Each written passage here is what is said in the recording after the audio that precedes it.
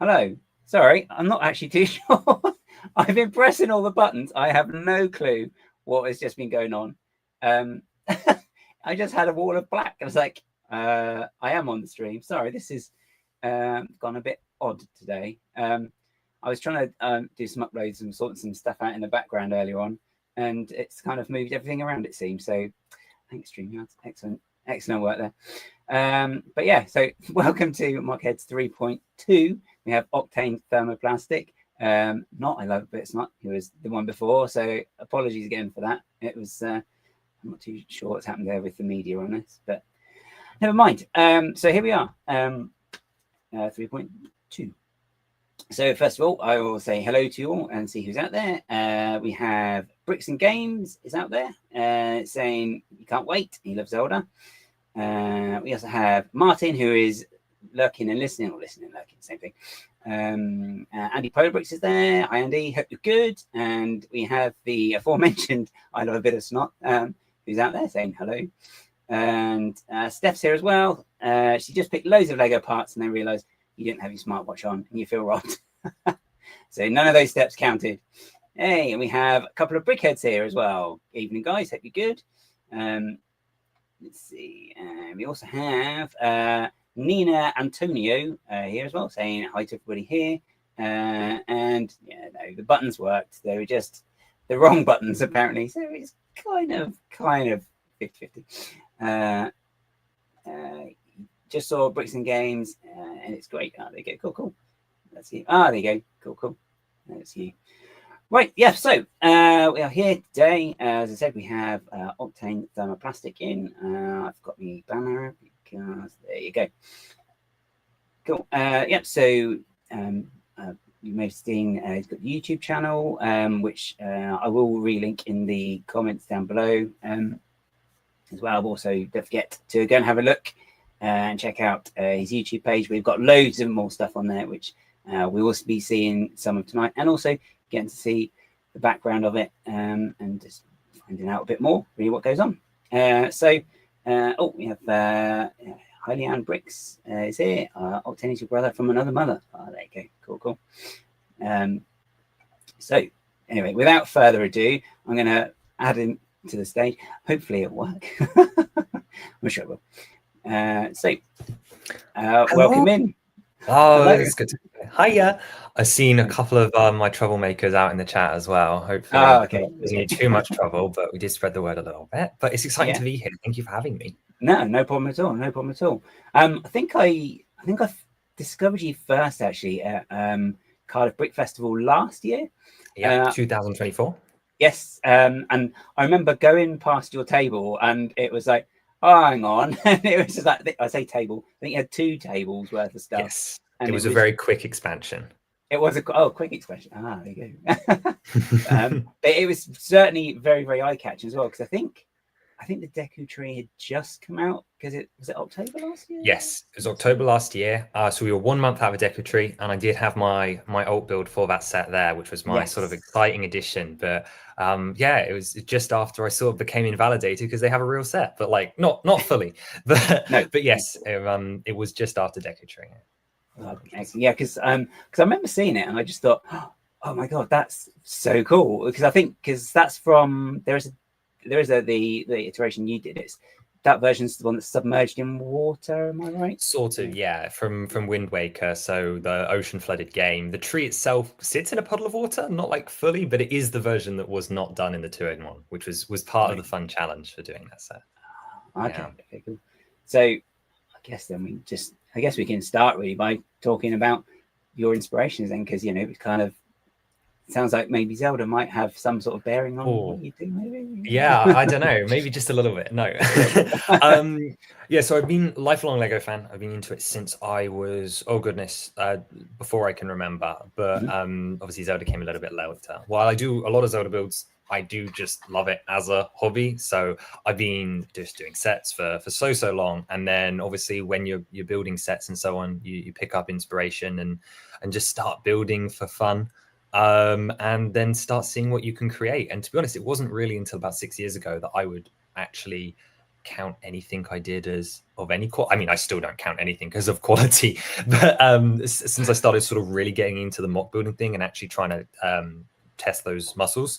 So inspiration, it really does all come down to like sets largely, because obviously I just was not on the internet for like a really, really long time, meaning that a lot of my inspiration just came from, wow, this is a cool set. I like how they built this. Or wouldn't it be cool if I could make an addition to that? So lots of my earlier work was alt builds or just messing around and turning stuff how I wanted it.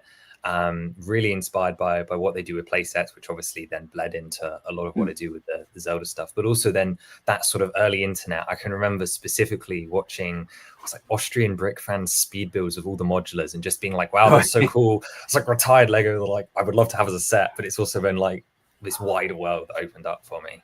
Do I know? I think I know the one you're talking about, because I remember, I think it was during lockdown, I think I watched like loads and loads of those sort of speed builds, and like the particular music as well. You're like, you get used to the music theme as well.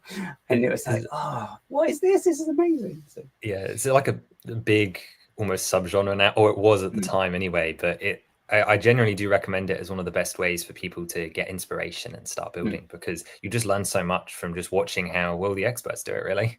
And that's all I ever really did. So yeah, not too many like sources of individual inspiration, like lots more when it comes to specific projects. There's always like a lightning rod thing, or in the case of what I end up doing with Legend of Zelda, which I feel like I should probably explain at some point, given that probably most people are not familiar with what I'm talking about. I feel like that obviously has its own set of inspiration of going, wow, I love this franchise. It's really, really cool. This is a perfect match for Lego. And I can go at length on the reasons why it's a perfect match for Lego. But it is one of those things which had its own set of inspirations. But when looking at something like my Bricklink designer program submissions and stuff like that, or the one I've done, inspiration there is very much just the poem of Ozymandias and a couple of other sources. But that's all just specific inspirations. As far as like general as to why I'm building, I don't really know, to be honest. I'm just kind of doing You just do it. It's great. So you started when you're young, but it wasn't Zelda. So what sort of thing was that? Just like building sets at the time, or? Yeah, so I still to this day describe myself as a collector first. So majority of what I do with Lego is buying, building sets, doing some slight customization, and then doing either layouty bits or just mucking around with them, really. I don't really buy sets for parts. Even to this day, if I want to use parts from my sets for collections, I tag them in and out using Bricklink wanted lists. They all get marked so that they go back to their original sets, because I cannot stand the idea of not being able to go to the bag for Mines of Moria from 2012 and not be able to build the Mines of Moria without having to go rummaging. So to this day, my collection is still sorted by sets. Yeah, I can't do it. It's ridiculous.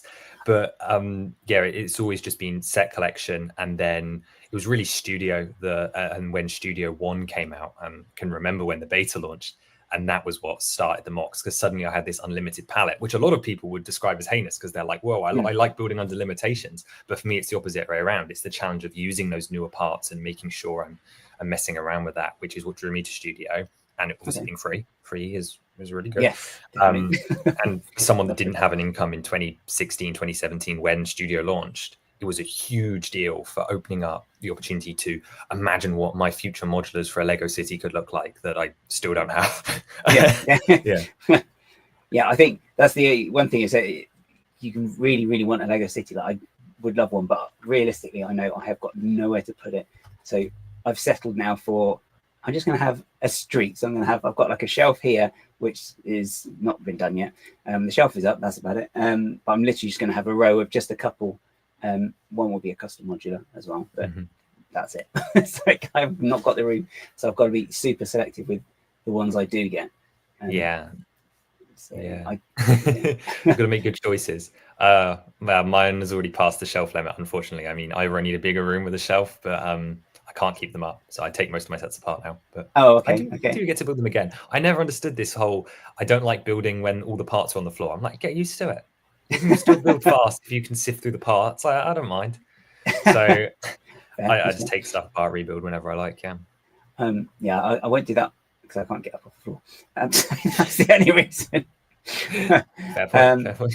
But I remember I did actually buy, I think I bought Assembly Square actually, and that was second hand.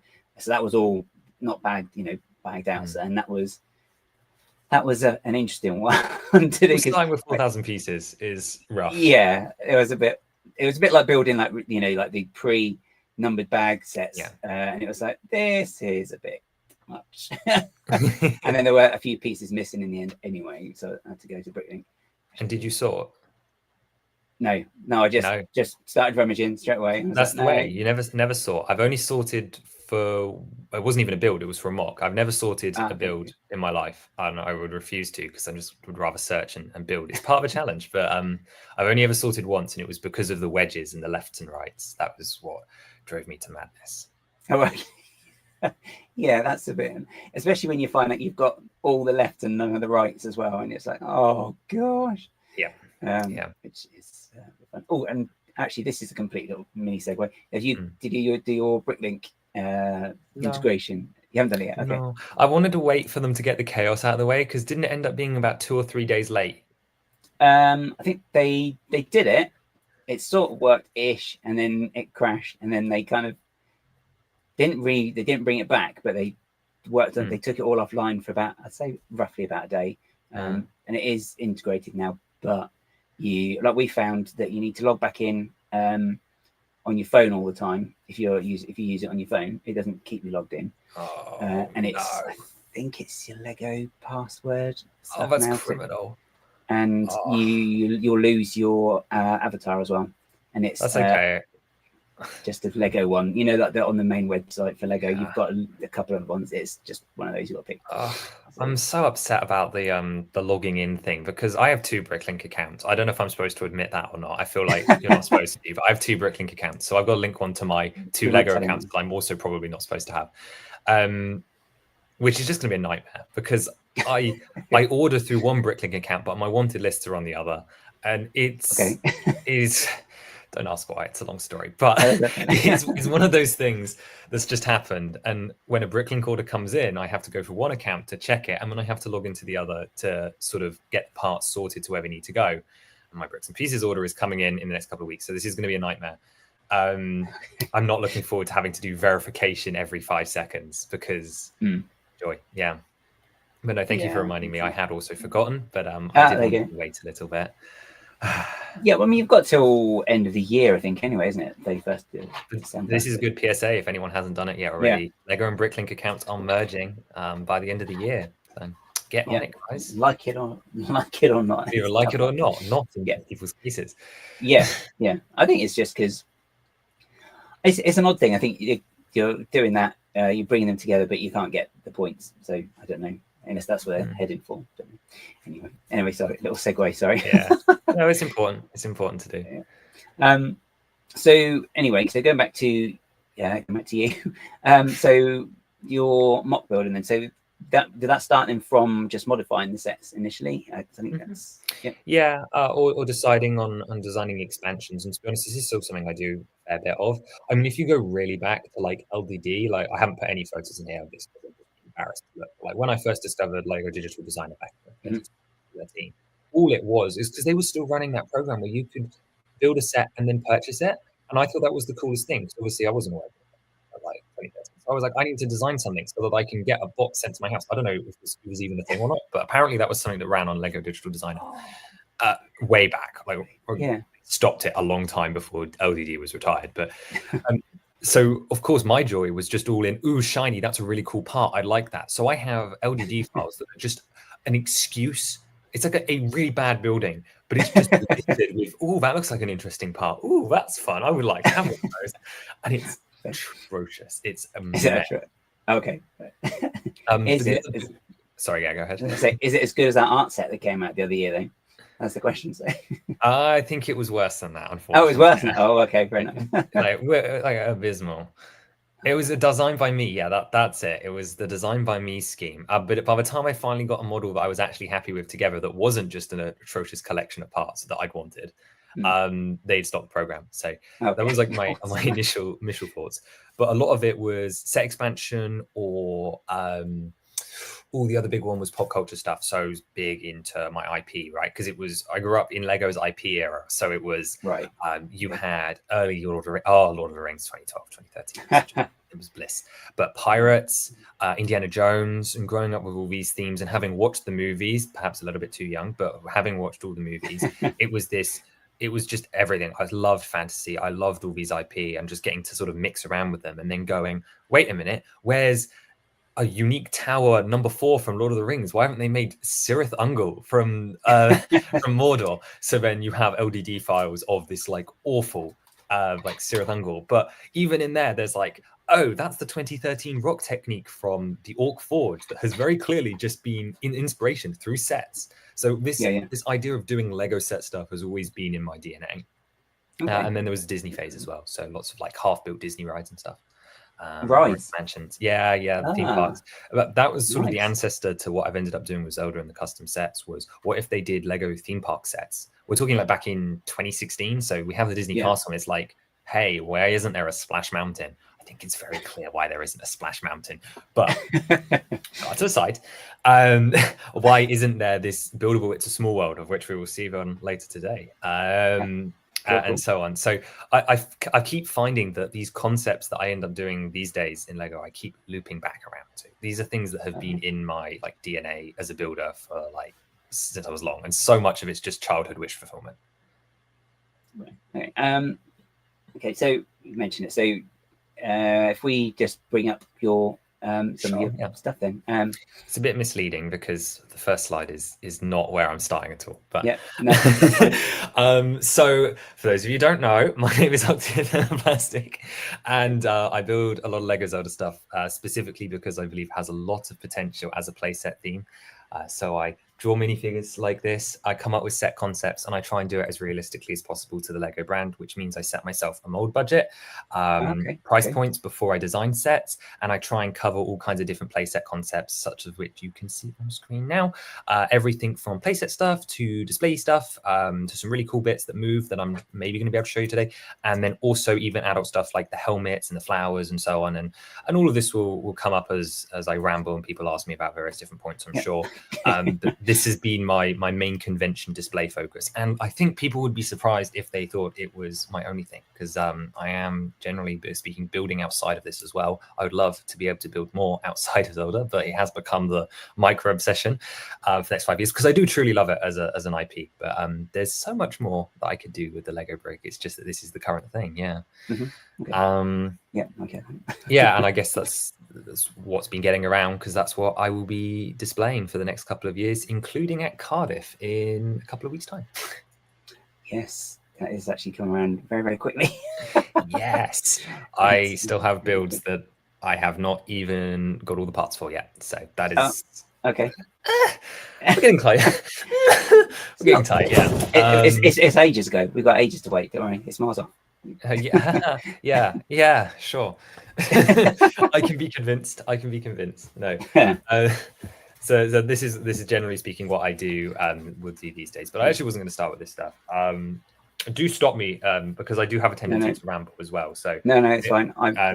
So I thought I'd start with this one because this was my Bricklink Designer Program submission, and I actually think it's probably one of the best examples of where I am as a builder at the moment, and what I enjoy doing. So this is the dig site. It is a giant sort of sculpture that's sort of buried into the rock face. It was quite well liked, I want to say, by voters on BDP. I'm just going to toot my own horn there. Obviously, it didn't win, which, to be honest, I understand why, because this thing definitely ran over my time limit. So I to be honest, I do not know if the Pythagorean triangles in this thing even work at all. There should be like 12 collision errors.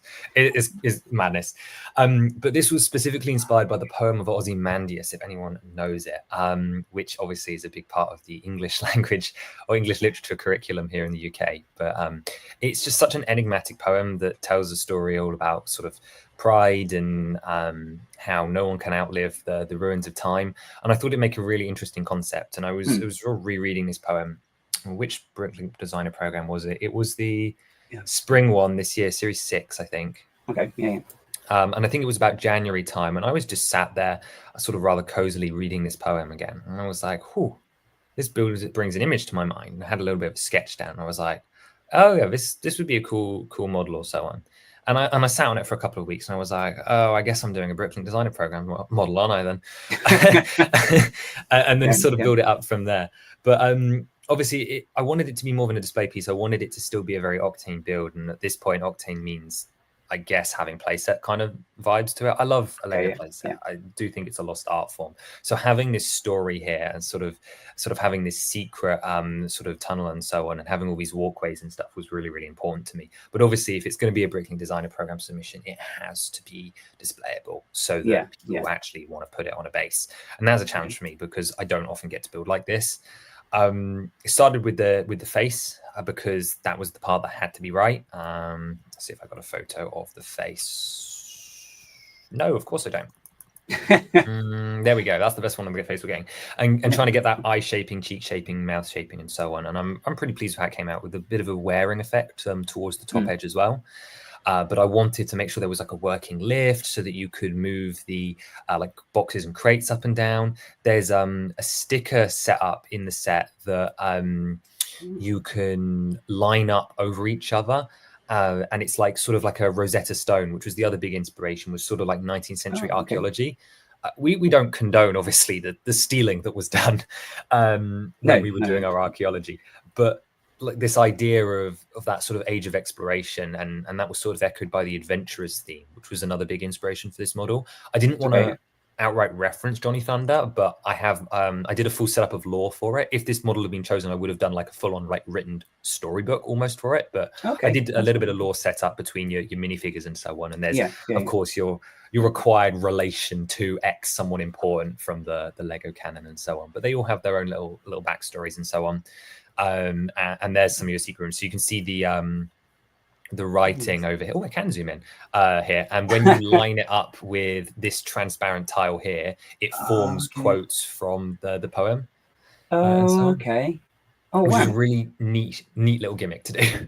Yeah, no, that's really cool, because they don't really do stuff like that too much now, but I think they have done it once or twice before, haven't they? The 2021 Batman sets for the movie with Robert Pattinson was the last time I can think of, but I think that was more of an infrared thing. And then there was also the Stark nanotech from one of the Hall of Armors as well.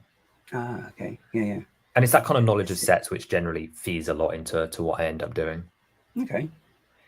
It's an extra sort of detail, those or play feature as well, really, isn't it? As well, 100%. And that is what I always seem to strive to do, I guess. If I'm looking for what makes an Octane build, it's that kind of almost, I want to say, simplified structure. Because again, none of these, it's not like the craziest building techniques in the world. I mean, the face gets pretty up there, but what you'll see with the Zelda stuff later on is, and I almost lament this because it just means I don't get to build as a real mock artist. Like, I'm building in this sort of pseudo Lego style, which is really cool. It's a great challenge and it's a lot of fun for me. I'd love to have this this build up one day. That would be really fun to have at conventions, I think. Yeah, with all like the little dig sites and stuff. But it does create this really interesting style where everything's sort of very minifigure pseudo and so on. So you've got these bushes and sherds around.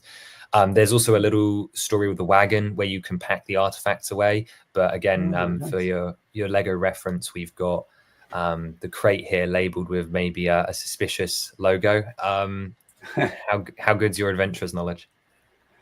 Oh gosh, I kind of just sort of got some of it when it at some point. It's a logo for Sam Sinister. So the villains have put some crates in that may or may not have some dynamite, you know, for some more horrific archaeological study.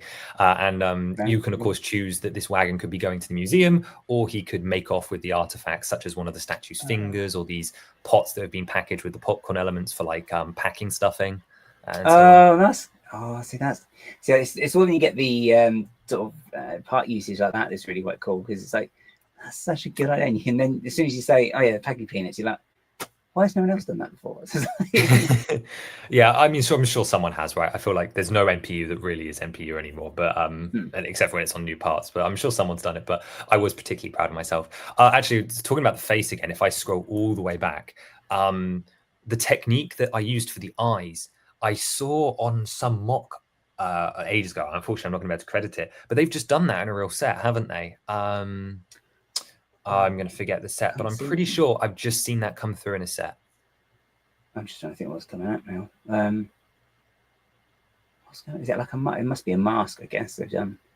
Yeah. Anyway, I shouldn't dwell on it, but I've definitely seen it on a set recently, and I was like, got some good timing there.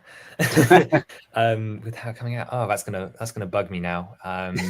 You'll get it in like half an hour. You'll be talking about something else, and it'll be like your brain be like click. Exactly. It wasn't. But yeah, it's just trying to create a cohesive environment, a little bit of storytelling. There's another little sticker on the hand, and obviously there's the winch lift, which I've sort of glossed over, the base camp at the top with that fun little parasail. It was getting the chance to do stories and have all the brooms and stuff that people can hold, really make it like an adult kind of play set. I've talked about the idea of submitting this to ideas because I think it's so much fun, but they would change it. And to be honest, I don't really like the idea of sort of repeating it. But that being said, if your lovely viewers want to suggest that it should be, I'm open to considering it. But it's a really delightful model. It was such a unique inspiration as well, coming from like Ozymandias as a poem. It was, I was really proud of this one. And nothing you're going to see today matches this quality level. Nothing matches. Okay. But yeah, because this was done earlier this year, wasn't it? And that was the submission for that. And then, so then do you do, so when I think you mentioned when you were talking about this one, that you do some sketching out. We did some sketching out initially for this. Is that usually how you do your MOCs, or is it different per MOC? Oh, it's different every time. It is different every time. If I feel the need to, I'll sketch it down. So for this, I didn't really, I had an image in my head and I wanted to make sure that image was on paper so that it didn't alter over time. That image looked very different. That image had hot springs and a second arch and it was bigger. But when you got into studio, it just wasn't practical. And especially, I pulled some late nights to get this one on time. It's submitted on time. It wasn't the build, it was the instructions that killed me. Okay. Not happy. Was not happy. So you have to do instructions for Bricklink as well, I guess. And not only do you have to have them, but they have to be basically finished. It's so fun. I think I've probably mentioned it on this stream before, but I don't get on with making instructions on Bricklink. Yeah, especially not for a model this big. It's all right when it's small, but not for this size. Roughly. Oh, I want to say around 3,000. I would not be sure, but because of all the snot work and basically nothing's repeated, there's like no cut down on the instructions at all. It's almost all unique. You can only place about 2 bricks at a time because of the face in particular and all of the bricks. So trying to make it as simplified as possible is just a nightmare. So this one was a sketch because it was super, super important. However, other models, so I think the Zelda stuff's most infamous for this because sometimes an idea will sit in my head for so long because I have planned every of the almost 200 sets I'm going to do for the Zelda project. Right. This will become clear later. It's about 200. I'm 100 so far. Halfway. That's good. Halfway, yeah. They're all written down. and they've all been given prices and figure counts in advance. And this was to lock me and keep me honest, and also to prove that if they ever do play sets and they do stuff that I haven't finished yet, I'd be able to say, look, I did think of this idea, I just didn't have time to execute it. Luckily for me, that's not proven to be a problem.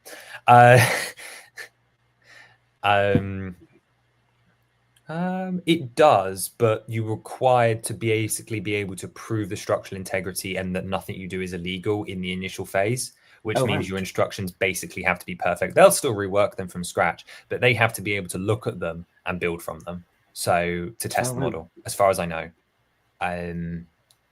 it's something like that. They're probably lying, but so presumably they wouldn't do that at the initial submission stage when you get like the first influx, and then it must be when they've sort of pared it down a bit, they'd actually do that. Yeah. So I think they make you do it for the initial, and someone briefly checks it, and then during the process they'll fix it up and change it from there. But I don't know. Basically, I'm pretty convinced they're lying regardless, but I'm also pretty convinced it was one of the biggest factors in why my model didn't make it even to like closer elimination. I'm not saying it would have been one of the 5 regardless. They were playing it very safe that round anyway, so mine never really stood a chance. But again, just regardless, I think no matter what I'd done, because I left it so late with those instructions and the model is so untested, I think that was probably a big factor. Which I think pays to admit. It goes smaller next time. I'm much smaller next time, but not this time. I did want to quickly touch on, so you've mentioned you set like budgets and stuff. I mean, I suppose we'll probably get to this when you do the Zelda stuff. I just wondered quite what you meant by that a bit more. Just so it used to not be so common knowledge, especially when I started. It wasn't so commonly knowledge, but nowadays, sort of everyone in LAN makes a deal of it, right? But Lego set their price ranges, their set budgets, and everything beforehand. The only thing they're not told really is how to build it. So when it came to making the custom set showcase, and that's what it is a custom set showcase, the goal is to not go to my whims of what I love about Zelda, because it would look very different from what I've ended up producing, but was to go, hey, this is an IP with 40 years of history that would make a wonderful playset theme. Let's take a couple of unrealistic things out of the equation. Let's assume this is a really big deal, like it's Lego Mario levels. They're going to get 13 set waves and they're going to get them all the time, right? Like that was the first assumption I made. Second assumption was that they would have access to all the games and just treat the games as if it's the series that's popular, and not just, obviously, as we found out, Ocarina of Time and Breath of the Wild are the only games that people care about enough to buy sets for. It's the unfortunate truth. People don't like to hear it. I don't like it, but it's the truth. So I made those assumptions, and then it was a case of sitting down and go, how can I make this more realistic? And I watched a load of designer interviews. I looked at the sets that are on the market, and again, I'll remind me to come back to my pet peeve with custom set design, because a lot of people do it, and this was what the custom sets were built off. Is why I started to do this was partially out of hatred, is the joke I like to make. Was spite, maybe trying to prove people wrong. Anyway, what I mean by setting budgets is I learned all this from previous designer interviews and so on. They set this budget, they get a certain amount of recolors. Back in 2020, when I started, people didn't know that there was a limit on recolors. Like, it was not a widespread fact throughout the community. It was just something that obviously the hardcore fans really knew and understood, but most people weren't aware of. Nowadays, it gets parroted through all these channels all the time, right? So it's been a while, but effectively I look and I go, well, I need a balanced wave, which means I need a flagship set. I used to say 100 to 120. Nowadays that goes up to 160 because times change. I need a cheap set, a poly bag, usually a gift for purchase, maybe an 18 plus, or at that time I was calling them D2Cs, because again, I started this before Adults Welcome, so it was still very much hey, let's give it a big set every now and again. And it was about filling in this thing. So I approached each of my waves. To start with, it was a 3-wave project. I was like, let's get some cool Lego Zelda set ideas together. Very quickly, I had too many ideas on the page, so I got up to 9 waves. I forced them, and that is the plan. It will be a 9-wave project when it's done. I filled out 8 waves and left 1 blank for Tears of the Kingdom, which was still 3 years off at that point. And I was very naively in thinking I'd be finished with the project, and that would be my finale. It's not the case. So actually, you know what? Let me just forward into the PowerPoint as well to skip all of this stuff. Good. Yeah, to that image there. This will do. Oh, no, now it's going to go massively the other way, isn't it? Oh, wonderful. Great job, me. The images are too big, guys, so it's lagging. It's fun when it does that. Especially this image, yeah. Do I dare? Okay, cool. I think that's going to stay on this one now. Okay, yeah, it looks good. It's good. Okay. So this is the custom set showcase. This is 100 Lego Zelda models that are designed as custom sets. So the point was to assign everything a budget so that I had limitations. The challenge of designing custom sets is not to, oh, can I do this? Is something that'll be fun. It's to do it in a way that matches. So I matched each location to a concept I thought was realistic. Could I do this set for 60? Could I? Hello. Hi. How are we doing? Can I do this for this price point that makes sense? So it does not make sense for me to do a massive location-based play set as a £20 set, but similarly, something that can be done for 20 should not be budget stretched to 100 just because it would be cooler, because I need small sets. Right, so I looked at my ideas, I grouped them together. There were also some thematics at play. So for example, the biggest part of Zelda to me is the dungeons. So it was crucial that the dungeons form the backbone of the play structure. And again, it was playset based theme. So I needed a gimmick. I needed a really solid Lego gimmick that they could launch with. And to me, that was a dungeon system, which I'll touch on, which meant that thematically, everything had to be tied in that first wave to dungeons. So there needed to be a big dungeon, which would be the flagship, because again, I'm selling this as a theme. There was a middle one, and then there was a small one. And again, I'll come to those in there. But that sort of puts 3 bit of sort of placeholders in my my first wave. And from there, it was, okay, well, it's a first wave.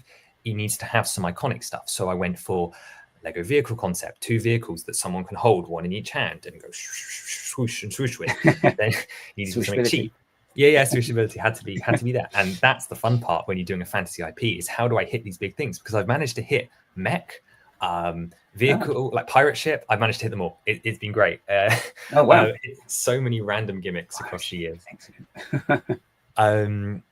And then there needed to be a gift for purchase and a poly bag, because obviously if it's a launch of a new theme, there's going to be a gift when you pre-order the flagship set.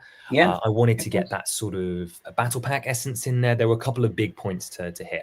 So that was sort of how I divided it up. And then I go, well, okay, well, battle pack's always 20. There's your £20 set. Poly bag's always 5. Flagship is at the top. And then I fill in the best in the middle. And I say I never change it. I give everyone their figure count. And it's all based off my knowledge of the IP. And it's like, okay, well, this would be fun. And it's always, would this be fun? Would a child play with this over everything else? Because I get asked all the time, why have you not done this? Because I think it'd be cool. And I'm like, well, okay, but would that be cool for a general audience? Can I do something fun with that? Or is that just going to be a building with 3 walls? Which is nothing. So everything has a purpose, right? Like everything has something that links together. Even the stuff which you'd expect to be for adults, right? I mean, it's going to be, and immediately this is when I go off rails and start trying to show stuff that isn't on my document. Let's see if I can zoom in. Yeah, this one here. So this is Clock Town, which some of people may know from Majora's Mask. It was designed because this could have been loads and loads of smaller sets, but it didn't align with the vision I wanted. And I hadn't covered really anything from this game. And it's really only iconic as one location. And to be honest, I don't think it would be that big with kids. So to me, it's really, really iconic in the fandom. People would want this as a display model to me. So 18 plus immediately is locked down. Right. Okay. So then it's like, well, what does Clocktown really mean? It's a village, it's a town where all these NPCs are and all of these shops. That doesn't really lend itself to just a display model to me. That sounds like a Star Wars Master Builder series set, which allows me to have a huge figure count and mix in all these play features and iconic locations while keeping the detail maybe more abstract as compared to something like the Temple of Time next to it, which was very much a display focused model. And there's not much I can do with that. There's not like a resource to pull on. Whereas I love Master Builder series. I think it's a fantastic sub-theme. Really, really love it as an idea. So for me, it was this great challenge of being able to turn this location into something that, to be honest, if you were a hardcore fan, you'd probably hate, like most hardcore fans hate Master Builder series stuff, because it's different or not quite what you'd want to have on a shelf. But it does display actually quite nicely. Maybe I do have it in my PowerPoint. No, I don't think I do. And then it's a case of, well, now this is my flagship. Okay, I guess this wave is themed around this. So in the CMF series that came out in that wave, there were figures that would add to this scene. There was an accessory blister pack that would add to this scene.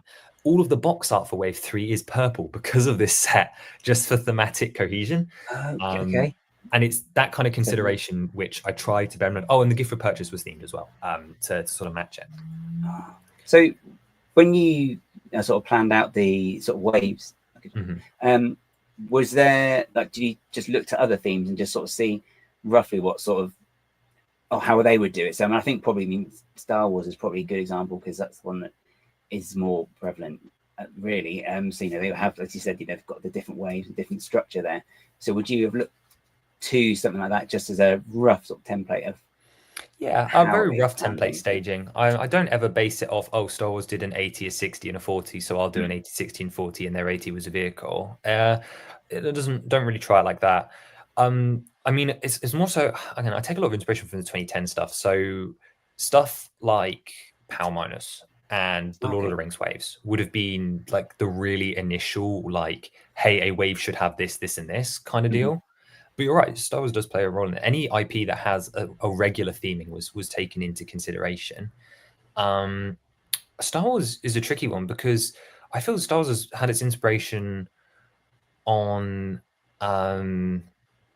mostly just on including gimmicks, and Lego. The Star Wars is always trying to reinvent itself and do new things and play off it. So a lot of those have ended up coming in and sort of prevalated and went in. But as far as like basing a wave structure off them, I'd argue it's more just based off a general vibe plus what I think fits this IP. But I may be missing the point of your question there slightly. No, that's fine.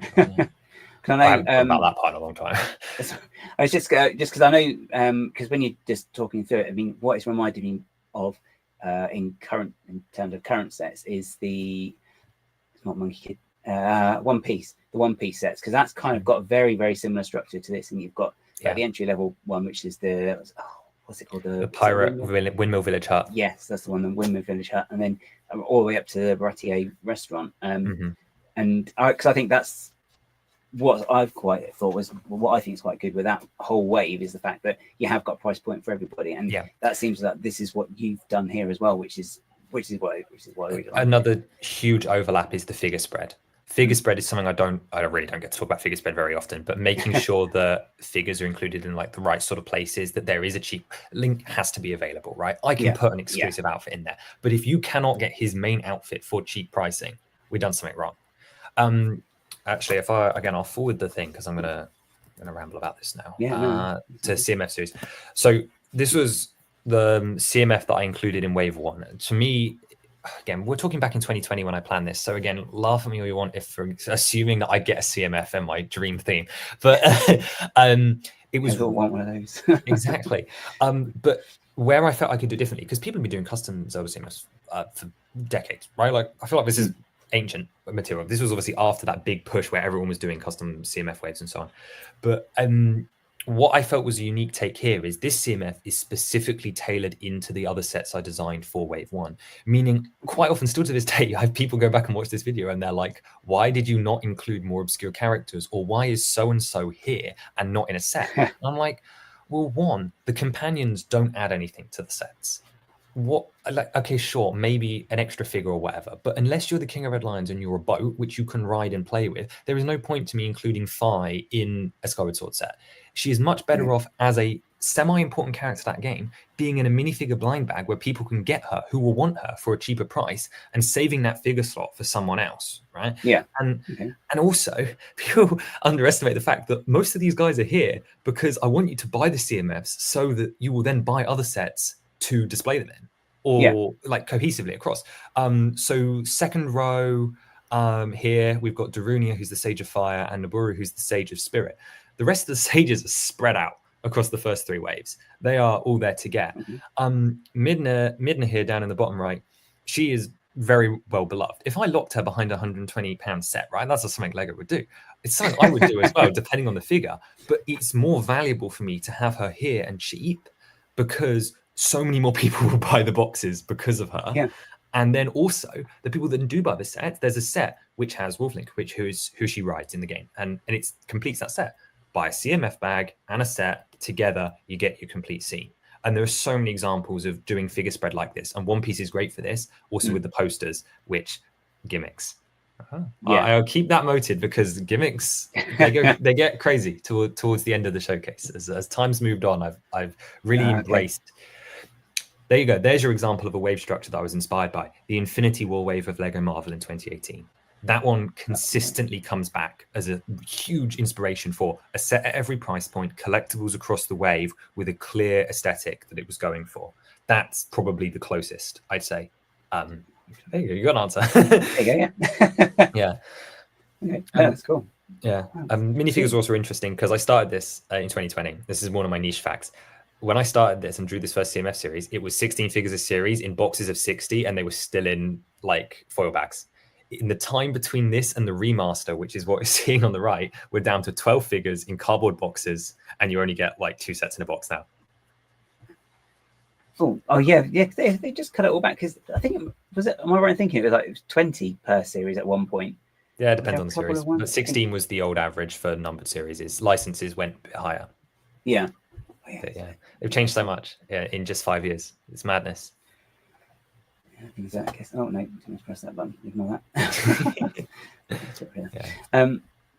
So you've got the so I guess then the way, because your MOCs are based around the theme, then the minifigures as well then kind of come part and parcel with planning out the actual set as well for you. Which comes first usually? Figures come depends. In the initial brainstorming phase, it would be it would either be, this is a cool moment, I want to do it. And it's always cool. It's never like, this is something that matters to the story, this is something iconic, or this is something that creates an atmosphere. Those are my sort of criteria for picking sets. Then there are sets which it's like, I need to have this figure in this series somewhere. What is a set that makes sense for said figure? And if the answer is no, then it's a minifigure series or some random inclusion. Like, I'm not above putting a figure that doesn't belong in a set. I will cross game outfit all the time because it makes it more fun. But usually it's sets first, especially if it can end up sort of repeating the priority for a figure. Like, if I can get a figure to repeat in a set, I'm so happy because it means my mold budget and my print budget go down, because I get to reuse a figure, which is something we see all the time. So for the first two waves, there was only 2 links because I was like, no, we're using a generic link. You are not getting a themed link for this because it's just a waste of my budget. Yeah, says the person that's now drawn over 70 links in so many different outfits. So times change. But yeah, trying to get stuff to repeat has always been a priority. But when I can get a fun character in there, I will. But it's all done in that initial stage before there's even a concept model. Like you said, before I even do a sketch or think up an idea in my head, really. It's a name of a set, a price point, and a figure list. And the only thing I let myself change, and it's not even change, it's switch. I can switch budgets. If I do a set and it needs extra parts, I can up the budget. But that means another budget has to go down. And that has been detrimental to at least 2 custom sets. I will not name which 2 have had their budgets swapped, but that's the only sort of leeway I allow myself on the rules. And I try to stay within 10%, which means if it's a 60 set, it should be no more than 800 parts. It should have, again, 10% of realism is sort of been my rule. So I guess that kind of sort of leads to is how many have you actually got built in the real world versus I don't actually virtual know. world? I don't know. Okay. I think it's about 18 of them. The number goes up all the time, and a lot of them are partials, so it doesn't really count, unfortunately. As in, like, I take part of a set. So, because the difference between me doing it digital, where I have to play by the rules of I've set out for myself, and when I do it in real life, is they become MOCs when I bring them into real life. I call them custom sets still, because they are for R, but the part count almost always goes up when I bring them into real life, because I'm no longer limited. The function almost always stays. It just has to be iterated, because that's what happens when you try functions. Oh yeah, that's the most thing. Play features are all over these things. I've literally not talked about it, but like, of course your guardian shoots a laser over dungeons. There's so much I haven't touched on. It's also a lot for you to digest. I apologize. there's a lot going on. But what was I saying? What was the question? I would just say how many have you actually put into the real world? They're partials, as in I only when I bring them over, the part count goes up, or I just decide I don't like part of the set and I don't want it. So a really good example of this is on my slides. Well, here's an example of one. The wing ceremony here, which is my wave 1 vehicle pack. You get 2 loft wings, which one person can hold in each hand. The wings are now inspired by the medieval dragon, although this wasn't always the case, and you get a couple of really desirable figures for 30, right? Or at least what would have been 30 5 years ago. Again, I'm not going to faff around with price adjustments. But when I came to building in real life, I would love to have both, but just to keep the budget down, I only chose to build one of them, which was the Lynx Red Loft Wing, which is from my favorite game and also looks really, really cool. He gets displayed at conventions. Yeah, so I only did 50% of the case, so this would be considered a partial. Whereas, nope, it must be on part 2. So but it's not here right now. No, that's fine. Oh dear. Oh dear. There we go. Cool. Oh, yeah. So there are plenty of examples where I've done the whole model and stuff as well. Okay. Keegan's mentioned as well, saying he will say, as someone that makes custom figs as well, it's always difficult to keep that Lego style and what they realistically would do, but you seem to do swimmingly well keeping to that. He's being too kind. He's far too kind. I have some hideous drawn figures from 5 years ago. Truly criminal like drawings. But the thing I've said from the beginning, and I continue to say now, right? I'm not good at this. I don't know how to draw. I don't know how to design, right? I think it's even in my like channel bio, right? It's like bad at drawing or something. It doesn't matter to me because at the end of the day, a real designer could do better with 100 of these. I'm truly just providing concepts. Yeah, so what? I end up liking the model and I build them in real life, but they're not good. Like if I gave any of these concepts to a real designer, they could do 10 times better with it. So this is just here to provide the inspiration and go, oi, here are 150 ideas of actual functional sets, not to mention the other 100 I could rattle off that I don't want to try and translate into models because I don't think they work. But these are actual models that I believe are valid or would be viable products in the world where it's popular enough for this. And so you've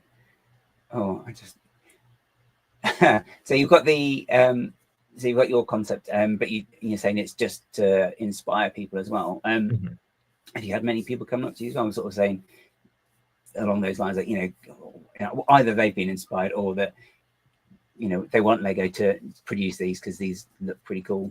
Yeah, we get that one a lot. It's always a little, I never know how to feel about it when they're like, you should get a job at Lego. I'm like, no, I don't know about that. That doesn't sound like a good idea.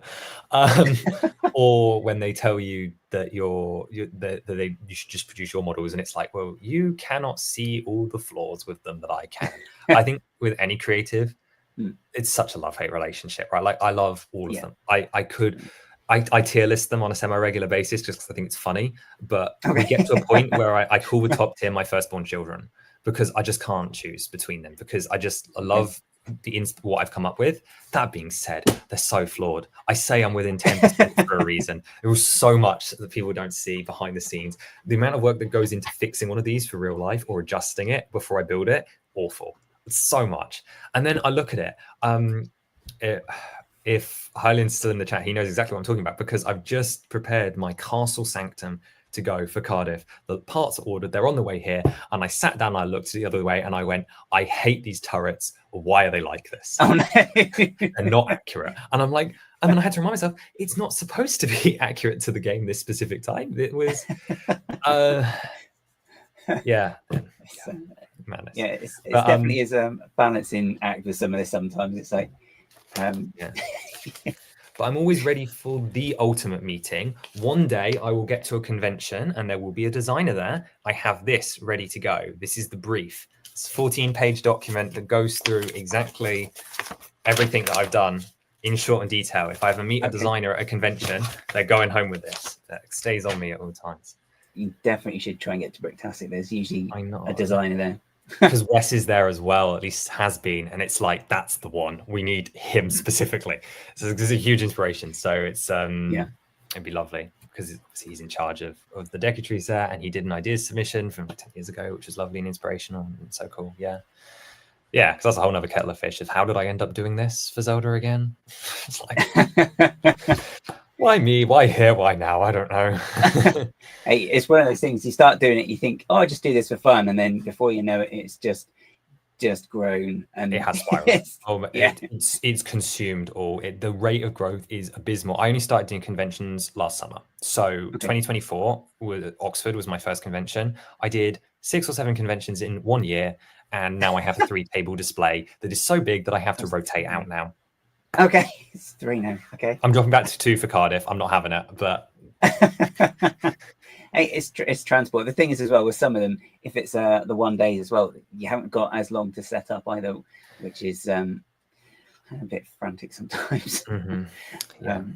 I know with one of my models at the minute, the last 2 times it's kind of fallen apart, and I've had to rebuild part of it, and it's like, oh, I don't have the patience for this right now. Yeah, no, I get it.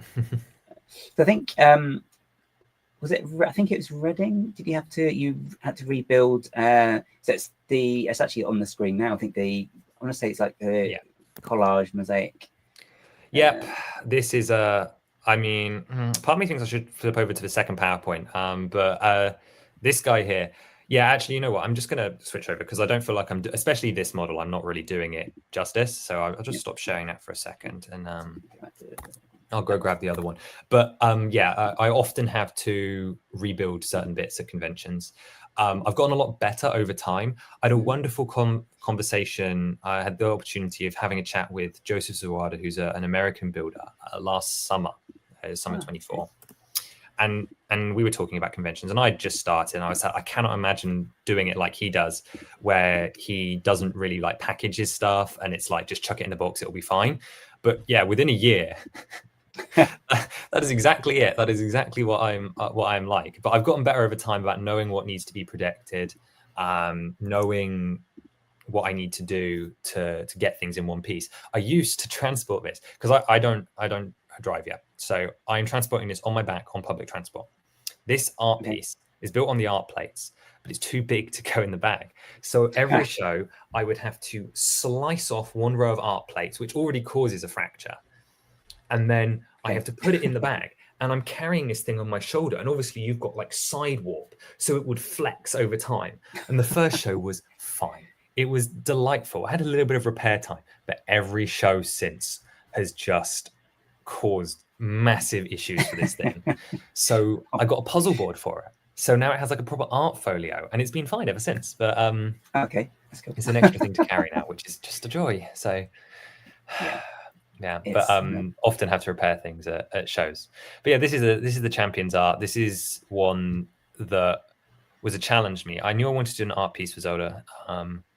I thought it was going to be dots art to start with. I didn't have this idea, and I was just talking to people, and I think someone in my family had just said, well, why don't you just, is there not something iconic enough that people want to have on the wall? And I'm like, oh, no. And then this picture came to me, and I was like, oh, I've seen people with a wall art of that. They literally have it on their wall, and I'm like, oh no, that's the one. It's going to be so difficult. And I was really inspired by the Mona Lisa last year as well. So the set wasn't out at this point. It was just from the initial images. Yeah. And I was like, well, that'd be really fun to do it like that, because with dots art, this thing would look awful, and it would be no challenge at all. So I was like, I don't think this is possible. This is going to be a huge time sink.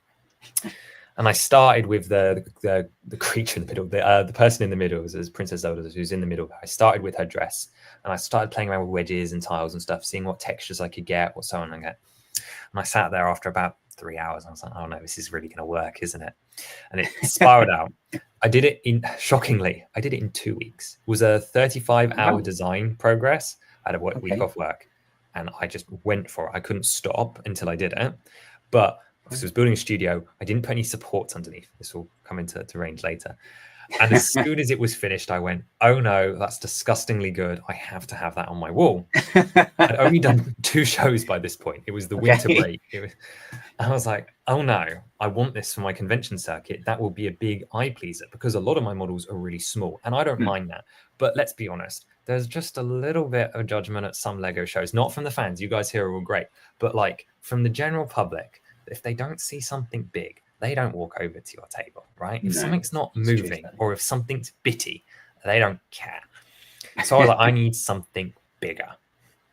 And then other than him, obviously, my little cardboard man, my little man behind me. But so I was like, I want it, and I want it for conventions. So I ordered the parts for it in January of 25, I think it was. This is the only build I've ever sorted because of the wedges. There were so many cut wedges on this. The build took 13 hours. I thought that was a fluke because I didn't have instructions.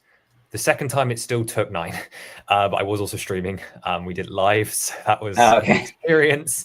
I was going mad by the end because I'd made alterations that I hadn't brought over into the studio files. So there was all kinds of trouble. Sounds so familiar. And of course, when I was building it the first time, I did not have any filler brick. I had not put any filler. So half of the layers were floating. There was a lot of scrunging that went on for this.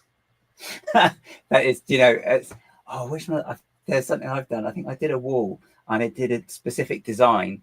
And yeah, I think I did something similar that because I just arranged the plates so they look in the right position. Yeah.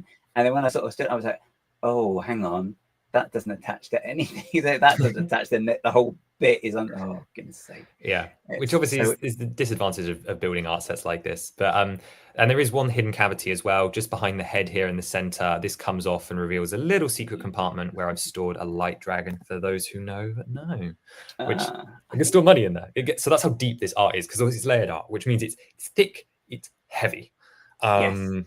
Not easy to transport. No. I think you showed me at Reading the face-off feature. So yes, of Zelda. Yeah, probably. It's one of my. I love my party tricks. I describe my show, my convention booth as a magic show, because you look and it's like all these bitty models, and I'm like, oh, whatever. What is this? They're all tiny. Nothing's really going on with them. I can't really see what's going on. If you're not Zelda, like it's like, what on earth is this giant octopus and black like blob with teeth? But then I start showing you what they do. And I haven't really talked about play features yet, but like stuff that explodes, and the other types of play, like vehicles that move. We got some really cool ones coming for convention circuit next year as well, which I'm very excited about. So, and it's good you're sort of planning that far. Oh yeah, for the physical ones as well. Because otherwise, I just can't do it because it's too big models. So it's going to be an advanced process. Debuting for Reading unless they're ready before, but most likely Reading next year. It's April again, isn't it, next year? Oh, it's crazy how close we're getting already. Don't say that. Bricktastics before that. I know. Oh, and I'm so jealous. I wish I was going this year. Next year, 27. I was going to say 2027. I'm going to do it, and I'm going to bring everything. So it'll be a big display, hopefully. Yeah, no, that's cool. There's room.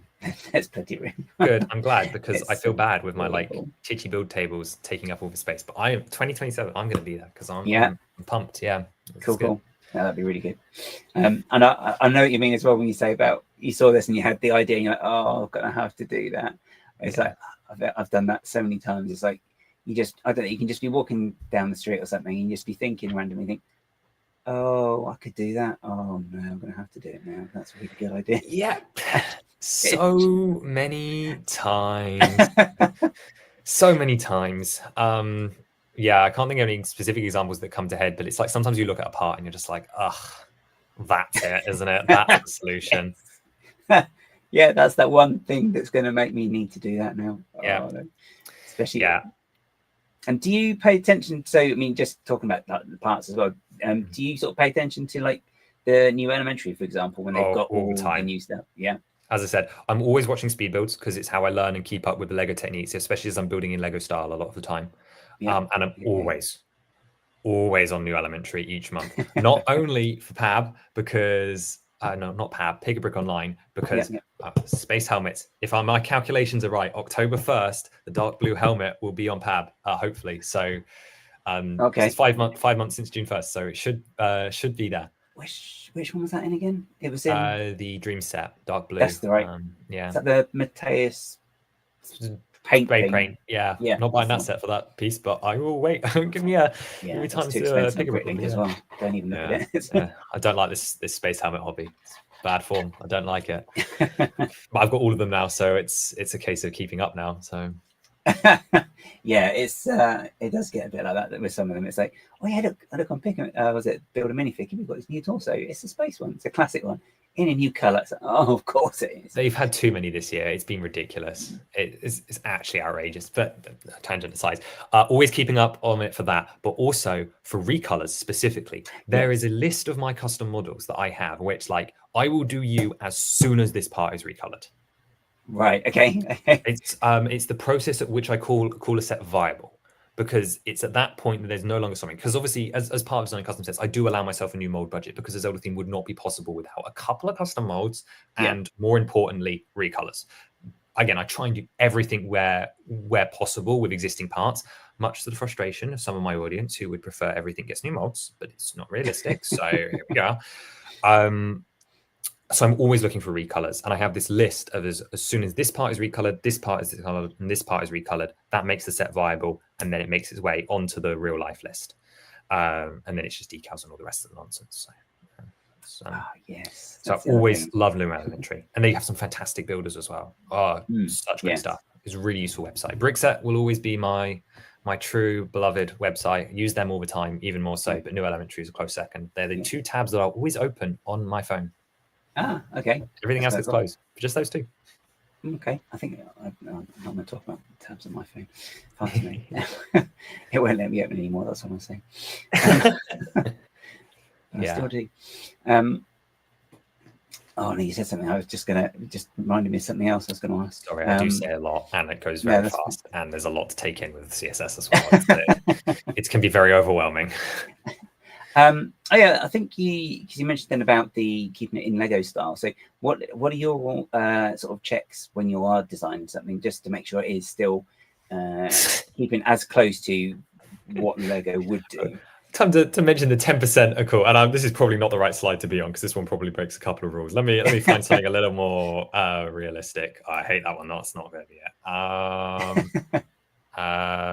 it. This is probably a good example. It's a little busy, yeah. So this is GSI.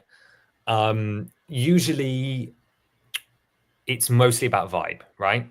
So level of detail is a big one. Too much detail is usually a bad sign. You've gone off track. Stability is another big one, especially looking at a build like this. This is a bad idea, again, to showcase it. But more specifically, the reason I picked this build is for the floating supports underneath the island. They are big, chunky window panes that are no more than 3 tall. So reinforcing with Technic beams, making sure you've got enough snot bricks and filler bricks in the middle. That's the sort of first stage of design checks. Second, no illegal connections, obviously, is sort of a requirement for that. Generally speaking, if it's a technique I've seen in a set before and it doesn't clash with Studio, it's generally fair game. It does sort of fall within the 10% rule, but most of my checks come from detail levels, keeping within part budgets, not doing too many and this is where we go full circle, actually. The biggest thing, not using molds from the 2000s. I use the occasional retired mold. I will admit to that, hands up. I do use occasional molds of going back. And especially now that we're 5 years on, you're of course going to look at some of those older models and see molds that are no longer in service because it was 5 years ago. Yeah. But the biggest thing is limiting them, because what infuriates me to no end, and this is one of the reasons I started doing the CSS properly, custom set showcase back in 2020, it was around 2020. It was just before you had all these YouTube videos going around going, I designed 5 sets for Spider-Man or Breaking Bad or XY popular movie. And they're super realistic, guys. They're so popular. And I'm like, 1, you've just recolored this set. You didn't even do this. 2, why is it in salmon rust red? That color has been retired for 20 years. And then you've got a retired Bionicle part in what's that color from Paradise? Aqua, like aqua green, not the new aqua, like the old aqua, like the aqua light green. And it made me mad. I was enraged by this because I was like, you fine, make your mock, very cool, but you're going to sit here and tell me that those parts, like, you're telling me that they should listen to you. No, they shouldn't even listen to me. I'm doing it wrong too, but they shouldn't listen to you.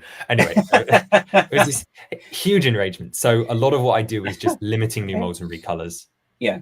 Making sure it's stable, at least to the best of my knowledge, including play features and keeping to that rough aesthetic. It's a very rough thing these days because Lego has gotten so out there with so many things that it's much more vibe based. And obviously I expect a new theme to have its own visual identity. So there's not too much of a concern on the look side of things. It's mostly just on sticking within my rules would be how I'd monitor it. My one trick is after I finish a model, I always close down the tab and come back a couple of hours or a day later. Because usually when I finish, I hate it. Almost always. I mean, I look at it and I'm like, ew, don't like you. This feels wrong. When I come back next time, actually, it's not too bad. Right, okay. Yeah. I suppose you do need that sort of slight separation though, don't you, sometimes? You get far too close. Yeah. And sometimes that separation is longer. I have sets that have been on my workbench for about 2 years, longer. Okay. I've also had ones that have been on there for a week. So go backwards and forwards. There are also models which I give in. I just say, I can't do this right now. I am not of a skill level to be able to do this. Yeah, and I leave it. And I hate it. I don't like it. But then in most cases, I come back. And I'm like, okay, now I had this original vision. I couldn't execute it. We're going to do it now. And then I do. And we make it better. And we fix it eventually. And there's a couple that need to be remasters, I call it. but we figure it out. It happens over time. Yeah. I think sometimes as well, it's, as you say, it's definitely coming back to it, and then with more build experience really is very helpful.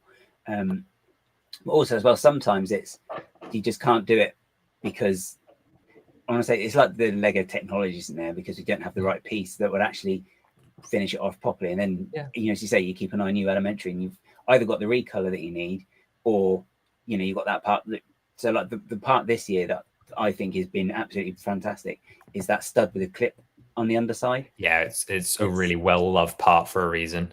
Yeah, it's so useful, just being able to stick something on the underside of a plate and just completely transform it. So yeah, sometimes that, but then sometimes you've got to wait then for it to actually go into studio as well, which is frustrating as well. Which is why I got into parts designer, which is one of the biggest mistakes of my life. Okay. And then sometimes, and this is obviously comes into new molds, there is no choice, especially with specialist Zelda head molds and so on. Yes. But I really try, and I cut it down as much as possible. There are a couple of examples of ones that I'm actually particularly proud of, where I've been able to create a new mold that I actually think is beneficial to the Lego system as a whole. Okay. This is the worst example of them that I have on the screen right now. Okay. My least favorite. So there's this creature from one of the newer Zelda games which can form between these three versions here. So it has this floating sky platform one, this cube one, and then this humanoid robot form. Okay. So almost handheld mech. Kids are gonna want it. It had to be here. Like, I played around trying to brick build it for ages, but because of it being cubes, Lego's not cubes, and needing the connections to be able to sort of rearrange and change, I did decide it was best to use a new mold. So I went into Designer and I used the Lego Minecraft head as my basis, and it is effectively, it's not very useful in the wider system, but it is a like C +++, cube, where there are which allow you to basically reform it into combinations. And then combining with existing parts like the bar elements, I was able to create one part to solve a wider problem, while also then adding in a play feature, which was the ability for you to be able to rearrange it, which obviously is crucial to the character from the game. Yeah. And this was my solution to solving this problem. I said it was the worst example because the better example is... Ironically, the best example is back in the previous PowerPoint, which is great. Let me see. Do I have it in here? Is this here? So this was a mech. When I saw this in the game, I was like, it has to be, because Lego love their mechs. Why would I not do a mech, especially a mech fight? Mech. And then a mech that connects to another one of the gimmicks, which again, that's something I definitely have to come back to. But the new element here, you might be able to see on the shoulder, is this here. It's a ring that's about 3-4 studs wide. I don't remember diameter. It has 2 anti-stud connections here, which don't have to be filled, but they're optional for decoration. And at the back, there's a bar connection, which is its legal connection through. So you can thread a bar through it, which is what they're connected to in here. So you can see the stamp piece here, and then there's a bar coming out the other side as well that connects the two of them together to make a semi-secure solder joint. Now, this was done because the sort of design language for a lot of these creatures in this Zelda game was round. And I was like, well, I'm going to blockify most of it. And turning it into real life, I have changed these into dishes, and it doesn't look as good, but I'm happy with it. Okay. Tries using existing parts for reference and sometimes build on. Yeah, we always do the same here as well. But I didn't want this part to just be used for here. Its usage case was actually, oh dear, I'm zoomed in. Is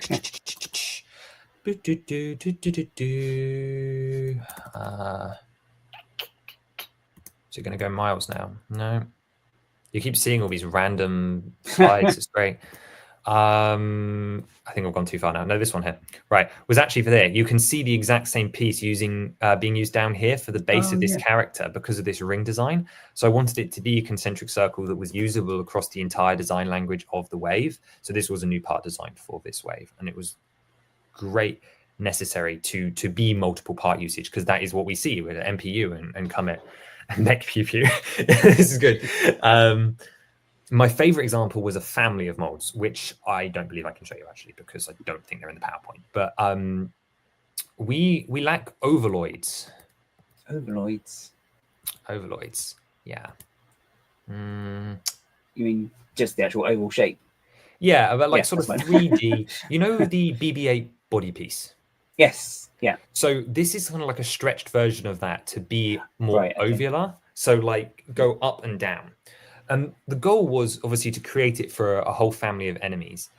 But when, and I could only draw this one because Parts Designer would not have let me do this. But then I came to designing another character, which was a similar shape, but bigger. So what I did was I looked at the design language I'd implemented here, and instead of just creating a brand new specialist part, I decided, okay, well, let's use this family that I've created. So I've got this version here on the screen, which has one stud at the top, one stud at the bottom. And then when it came to creating this other character, it was two studs at the top, 2x2 at the top, and 2x2 at the bottom. So it's the same part, same shape, but just with bigger dimensions for this new use. So it actually created a whole new part family across these two waves, which I thought was so cool. It's so nerdy, but it's like so cool. I was really, really pleased with that as a thing, because it feels all connected and it feels real because of it. And is that's the body from that came in Dreams as well, isn't it? Yeah, I love that part. It's good. It's a great part. I only used it once, but it was fantastic. I suppose it's quite limited color-wise at the moment. I think it's not too bad actually. I'm using it for my hidden Pikmin that I put over my convention displays. I've got about 5 colors, and there are other colors that I just can't use because they're not canon. So over time, we're not done too bad. But the white one you have to remove the print for. Not that matters. That's such a random. Yeah. I've learned that people get funny when you mention removing print, even though it's very easy. It's very easy and perfectly fine. I would never, ever do it in a custom set in the digital, but in the real life, I do what I like. Yeah. Well, yeah, I do. I've done that. I mean, I literally have a print erased figure in front of me. This is the Series 23 Elf's torso. There used to be a bow tie up here, but we just wanted the belt across the middle, so we just erased half the print. Are they on the head hat piece with the ears? That's not a recolor? That's from, is that Seven Dwarfs? No. So Smart Spot. So this is the original Lego Elf piece from the series minifigure and used in Santa's workshop and so on. But usually, of course, has yellow ears. But did you know there was one set only that used light nougat ears? And I screamed. I screamed when I found out this because it was a year after it came out and I didn't know. Any guesses as to where this part came from? The one set. Oh, I'm not sure. I think you're going to say, oh, is it the Spider-Man set? No. We're talking back in 2020. So again, this is obviously pre-Zelda set. So this was a really big deal for me and like my customs, because lots of people just do the hair or do like just hats with no ears. But for me, this was what I wanted in that color. It was a friend's advent calendar. Okay. The luck. The luck. I was very excited. I was very excited. It's the only time, one of 2 times actually, I've only ever placed an international Bricklink order. Just because they didn't have any in the UK. There are in some of those advent calendars, actually, there's some really good, unique parts, and all prints as well, actually. I will say that, like the Harry Potter ones, they always print stuff, and it's great to get some of the stuff. But yeah, really useful. Always keep an eye on the advent calendars. Absolutely. I think the City one's got some great stuff. I have not paid attention. I'm slightly over them, I must admit. Oh, no, that's fine. So I guess then, I mean, this will kind of link in a bit to inspirations as well. So then obviously so you started this before you started the Zelda project before the actual official set came out. And then of course that has come out as well. So has that impacted much, or has that changed any sort of thing that you've done? Or I try not to. I really try, because it's supposed to be self-contained, right? Like if we follow the law that we've established, this is this is an alternate timeline, right? This is the timeline where it went right from 2020. Each wave has a release date, so it did start in 2020, meaning that in theory the Deku Tree just doesn't exist in my timeline because I got my playset theme that I wanted, which means I should not be influenced by said Deku Tree. Okay. That being said, I did steal the torch design that I would not have thought up on my own. I did use the torch design from the Ocarina's back to implement into Clocktown from the back of that set. I'm trying to see. It's on the back side, unfortunately. Okay. And it's the Ocarina version, not the Breath of the Wild version as well. So it may not even be the version you have displayed. No, I think I've got the Breath of the Wild one. With the pink one. Yeah. So it's not even on your model. The torch design from the back of that set, I did use that. And that's the only time I've technically broken canon. And then there's a little Easter egg in my last seasonal themed set, which was so cute. I really enjoyed doing the seasonal sets. They're just so much fun. I included a micro version of the Deku Tree along with like a mini build of it. And that was also technically a canon break. So it's all right. No one knows. We'll look the other way. It's fine. Yeah, it was more of an outside reference. And have you? Best friend who likes Zelda would like this stuff. Then share away. Octane Thermoplastic and also Octane Thermoplastic on Rubricable. We have instructions for a lot of the real life builds. Not that I've shown you any of the real life builds. You know, like just talk to you about digital stuff. Sorry, you were saying. As I say, have you used any of the elements though from that or from the set rather? No, I can't. That's the one thing I can't do. Because they don't exist in my timeline. So no Ocarina. I refuse. Honestly, that piece, I'm so shocked. Why did that? Oh, look, don't get me wrong, I'm glad we have it. But at what point in the process did they went, yeah, we have room for another new mold? I think it was on Pick-a-Brick as well. Yeah, the online I've got one on my way to me at the moment. You have? It was out of stock for a really long time, but I've finally got one on my way. It was quite expensive as well, if I remember as well. It was not huge. It was like £1.50 or something. But then again, we've discovered that Lego Zelda, I have no bounds apparently. Are all these sets available on Rubricable? Only the ones I've built in real life, and I'm working on it. Instructions are very time consuming. I have to check my models for stability and no recolors, and I want to make sure I'm giving you guys a good product. But most of the ones everything you would see at a convention table will be on Rubricable at some point, mostly for free, some paid, again, just to protect yourself from the stealers, because they're out there. Yes, they are. Yeah. So we've had a couple of people said on here. And a couple of people on here who've had their stuff been pinched. Makes me very angry. Yeah. It's very frustrating as well, because I think there's nothing you can do really. I mean, you can complain to someone and they'll be like, yeah, tough. Yeah, that's it. Some people don't even care. But anyway, that's a rabbit hole we don't need to get down. No. No, it's just beware. Watch where you come from, and also check Rubricable first if you see something on somewhere else. Well, that being said, it doesn't stop Rubricable designers from taking a suspicious amount of influence from some of your builds. No, I'm sure. I try not to look, because it will get me a bit either irritated or upset or both. Yeah. It's like I'm sure that technique's very familiar. Yeah, that's right. Yeah, it is exhausting, and that's why it takes so long. So I do apologize to anyone that's still waiting for instructions, but anything that is on my table at cons will be there eventually. It's just so draining, especially when you have so much else you want to work on as well. It's just not what I want to be doing at this specific moment in time. I want to be building. I want to be designing. We haven't even touched on the other one, so there's another project as well. But... okay. That sounds interesting. There's not time yet, I don't think. No. So when you actually physically build it, then you have to have the instructions just as well, or no, I don't. I build from the studio model, no instructions, and then I build the instructions afterwards, because I don't want to do all the instructions, find out I need to make some changes, and then do it. Yeah. So I just build from hiding things in studio. That's fine. That's exactly how I do it. I was just like, I get the element or whatever it is, and I was like, okay, hide that layer. What's something right? Yeah. That's what I did. What was I thinking? Yeah. Okay, brilliant. You get really good at like key binding hide and stuff. It's a mess, but it is the only way that works for me. Yeah. It's so much easier than doing instructions, though, because you can literally because the good thing is, you can actually rotate it. I know, like, you've got the builder app that you can do that on, which that being said, I do prefer I use the instructions once I have the instructions. Oh, you do? Oh, okay. Yeah. So that's my instructions. Finalized version, though, isn't it? Anyway, so it's that's the tried and tested version usually. Yeah. Although by that point, usually, I'll be honest, the mistake has slipped through from time to time. They're big, and I'm tired, guys.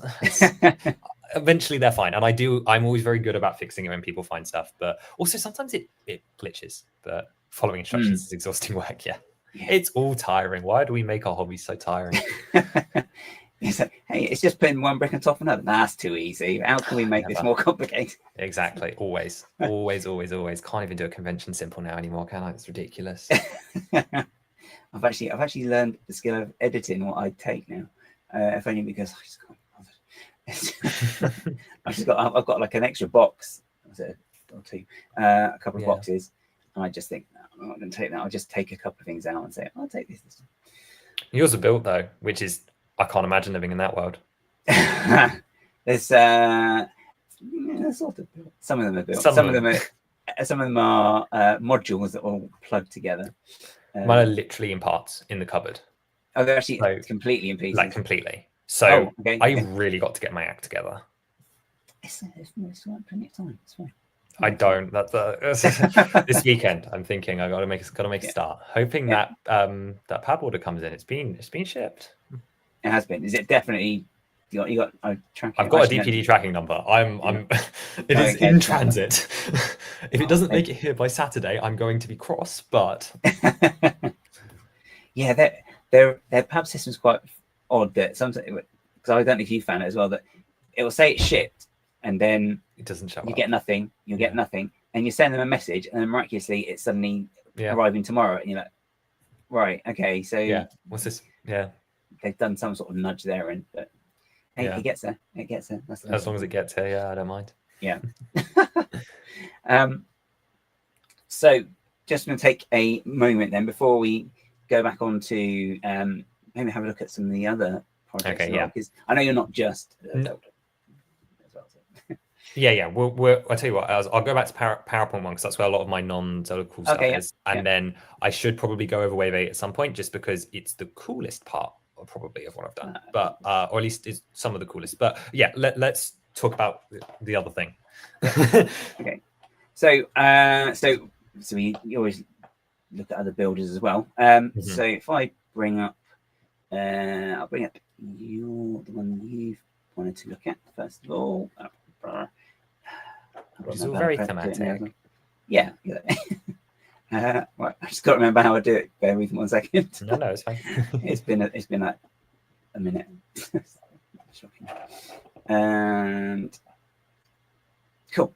And it does it straight away in this one because it has got no. Oh my goodness, I forgot it was good as well. Ooh, yeah. So you picked this build, and if you like to just so obviously general lover of fantasy. But I don't know, I haven't seen many of like the D&D style MOCs that I've been particularly taken by. Obviously I like the set, but I didn't buy the set. But obviously I follow West Tower because he's one of my personal favorite Lego designers. They're all amazing, obviously, but a personal favorite designer, obviously that part of that bias from having done one of my, not my favorite set of all time, but one of my favorite sets of all time. And so on. But when I was going to pick a completely different build for this, but when I saw this, I was just like, oh, I like that part usage. So what drew me to this one in particular was the bramble pieces that have been wrapped around the columns. And I just thought, that's so cool. I don't get to build like this. One, I don't have the parts collection for it. Two, Studio would never let me do something like this. And two, I'm so busy with all these other projects that I don't get to do real MOCs. So I get to live vicariously through this and honestly be a little bit jealous because this is really, really cool. Other part usage was the Dreams bits for the slime claw. I really love that.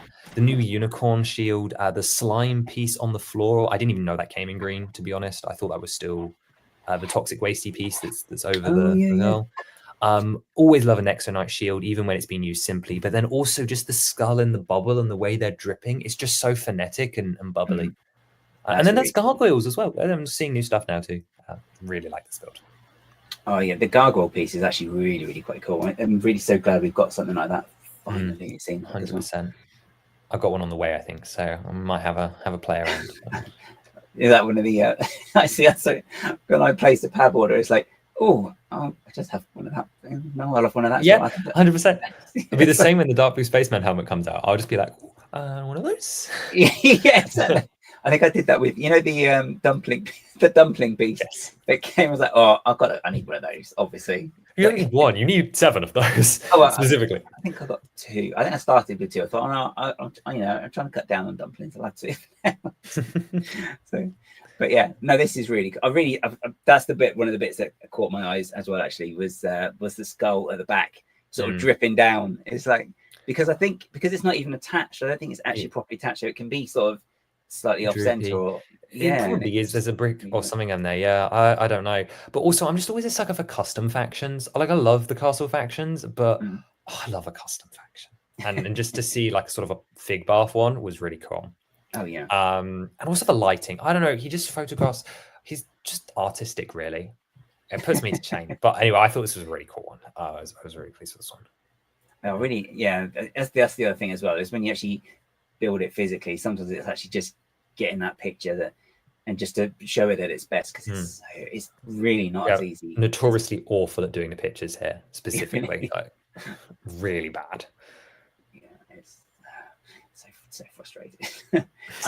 I haven't seen that bramble piece before, actually. I don't know how I missed it. Originated in LEGO Mario in 2021, used on the Poison Swamp enemies in green. I don't know when it was recolored into silver. I think I vaguely remember that happening, but I assume City. Yeah, they must have used it for some sort of fencing, maybe? Yeah, it's got to be fencing in that color, hasn't it? Yeah. Maybe Ninjago? I don't know. Anyway, I don't know when it was recolored, but I recognized it instantly, and I was like, that is so cool. Who thinks of stuff like that? Actually, I can see it being like some kind of like plow or tractor type thing with blades like that as well. So yeah, and that's the sign of a good mock to me, is when you get inspired to do something completely different with it. Also, just slime creature. It's just cool. It's just really well done. It's a really good claw. Yeah, it's a really good claw. Cool. So that's from Wes Talbot. He's just got. He's done this like a series of 3. They're all fantastic, but the slime one was my favorite. Yeah, really good paint. But yeah, just worth having a look in general. But official Lego designer, his spaceship was really cool. He's done some amazing sets. Modular bookshop, obviously the Deku Tree. I'm particularly fond of the Friends B set he just did. And also 2 of the 4 gentlemen. It's down just a little bit further. Another 2 rows. That one there. This one? Cottage, yeah. I really like the apiary off to the side. He's also responsible for the fern element. So if you guys like the fern element, that was him. That's the Rivendell fern. Yeah, that's the one. Yeah. I mean, that Rivendell leaked on the same day as the Deku Tree, so it's kind of a moot point. But seeing that fern, it is just perfect for NES, like not NES, for N64 grass. So of course he was probably thinking of both projects and just a general fern element, and it's such a fantastic element. Well, not my favorite element, but such a fantastic element. So I think you have said already, but so what is your current favorite element that you like to use? I haven't said it today, actually. I think I sent it in the email. It is the 1x2 rounded plate with holes. So yes, I know exactly which one it is, because that's one of my favorite pieces, because it's so useful. So versatile, especially for inversions. It's one of the quickest ways to invert directly upside down. It has the curve to it, which is so good. My only thing I dislike about it is if you put 2 on top of each other, they are the hardest part in the parts catalog to take apart. It's impossible. If you ever taken apart the Renegade, the New Ideas Renegade, that is not fun. That is not a fun experience at all. No, it's why do we do? Why there are a couple of things they do. I don't know if you ever had the possible misfortune to get a jumper plate that didn't have the groove. And they are, once they're down, they are a nightmare. Awful. Worse than 1x2s. I don't know why people complain about 1x2s. You can leverage those, but the jumpers are awful. There's nothing at all. And these 1x2 rounders are really similar. But yeah, they're just so versatile. I use them all the time because angles and just detail, everything. They're just so good. So good. That being said, I cannot remember the last time I used one. But I'm sure you'll have something maybe coming up. Maybe you use one as well. I'm almost positive, yeah. In fact, there you go. Got it. Okay. Break out a second separator. Well, I know that's when I use the brick separator the most, but the problem is most of the time I actually manage without the brick separator because I keep my nails a little bit long just for taking apart sets. So that sounds like it could hurt though with that one. It's got some calcium in my nails, I guess. I don't know. Cool. Sorry, cat's on my lap. He's trying to run off with it. So the one I wanted to have a quick look at is from Jafer. I know him for the botanical Demogorgon. Yeah, that's right. That's such really cool. It's an infamous mock at this point. Actually, I don't know if you've seen his cat bus he's done. Is it on his page?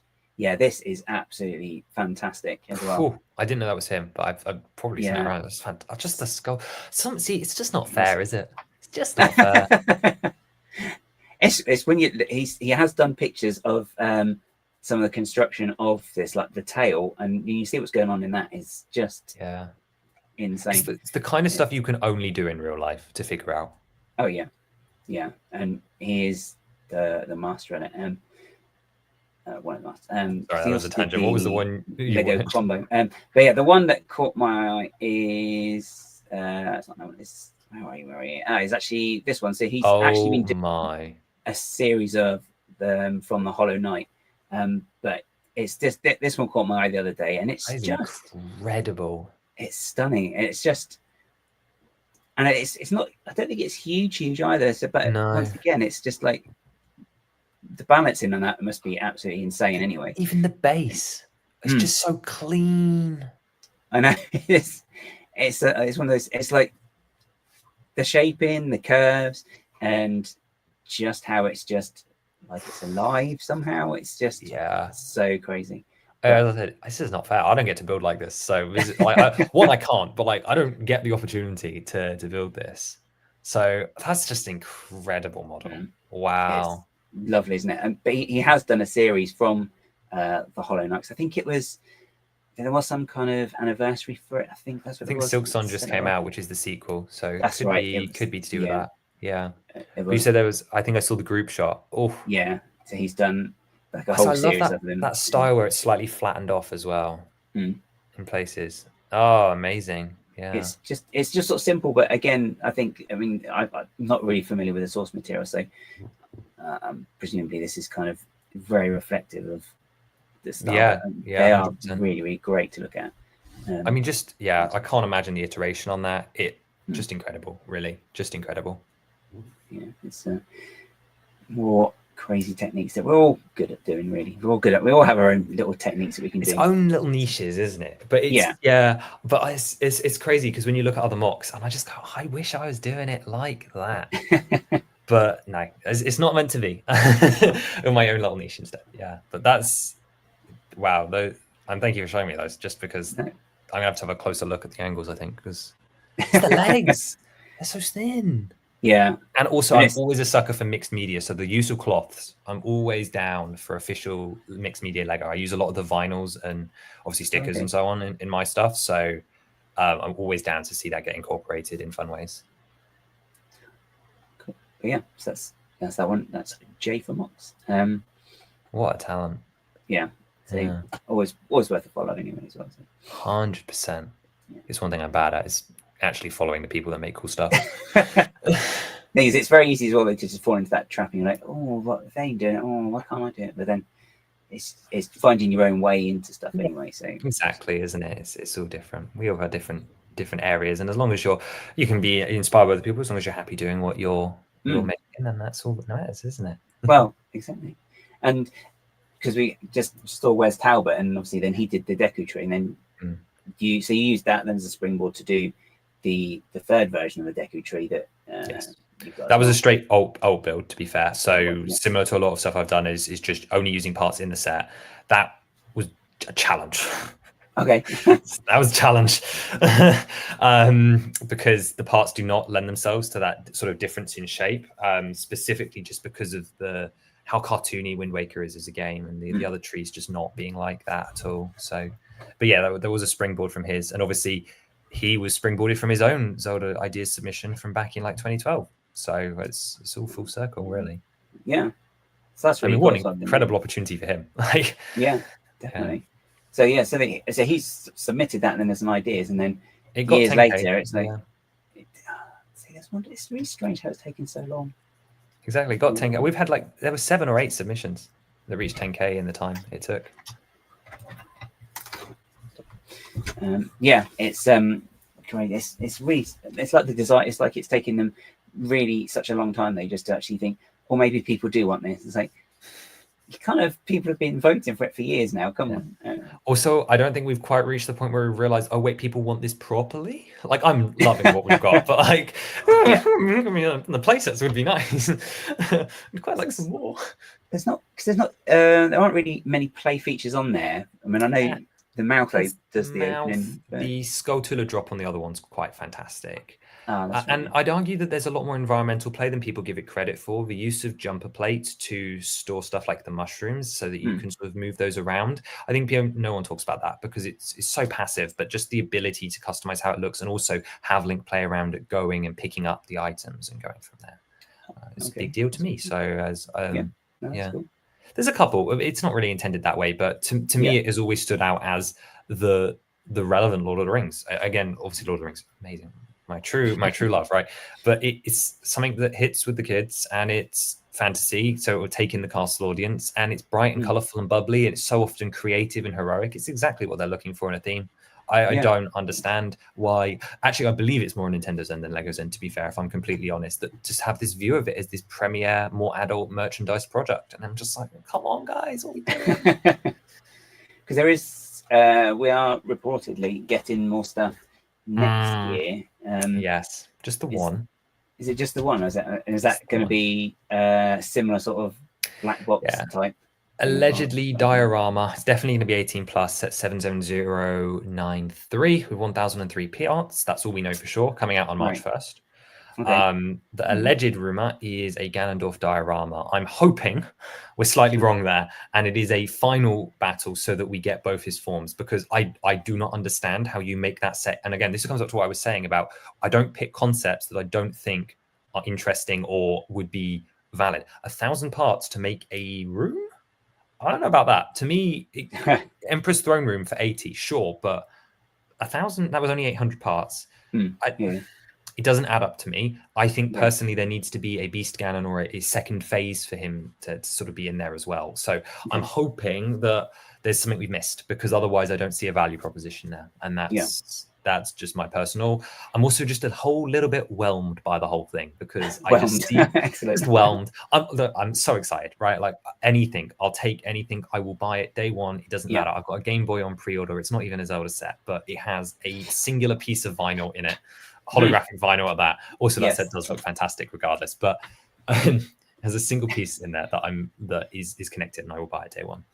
I'll take anything. But when I know what the potential is, and I know what else you could do for 1,000 parts, because I've been there, and I know what other people were expecting. Again, even if you say, oh, we have to do adults there, I can think of 10, 15 ideas, some of which are mainstream people would like, and some of which are wacky that I come to before this. So I don't know what the gimmick is, but currently very whelmed on it. So hopefully we'll see it soon. And I can be less whelmed and hopefully understand what they're doing. Because you really...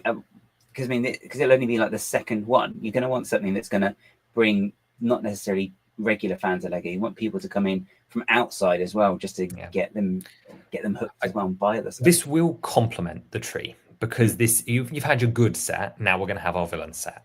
It depends how they're executed. Yeah. Oh yeah. I do love a bit of vinyl. It's fantastic. I used vinyl in an image that we will see at some point. Maybe. Okay, cool. Maybe. Is that on a different? Is that on a Zelda theme, or is that on one of the? Unfortunately, Zelda, but we'll leave it for now. We'll either get there or we won't. Otherwise, that will just have to be my subtle plug. I have a couple of good videos, just a couple where I go through it all in detail. But we'll save that. If we get there, we get there. If we don't, we don't. There's always there's the problem. I ramble. I really do. No, don't worry. It's all good. It's all good. It's all chat. That's all. So what are the? So you've got some other builds that are non-Zelda. So give me a second. I did not full screen it, did I? That's press 2. That's press 1. Let me full screen.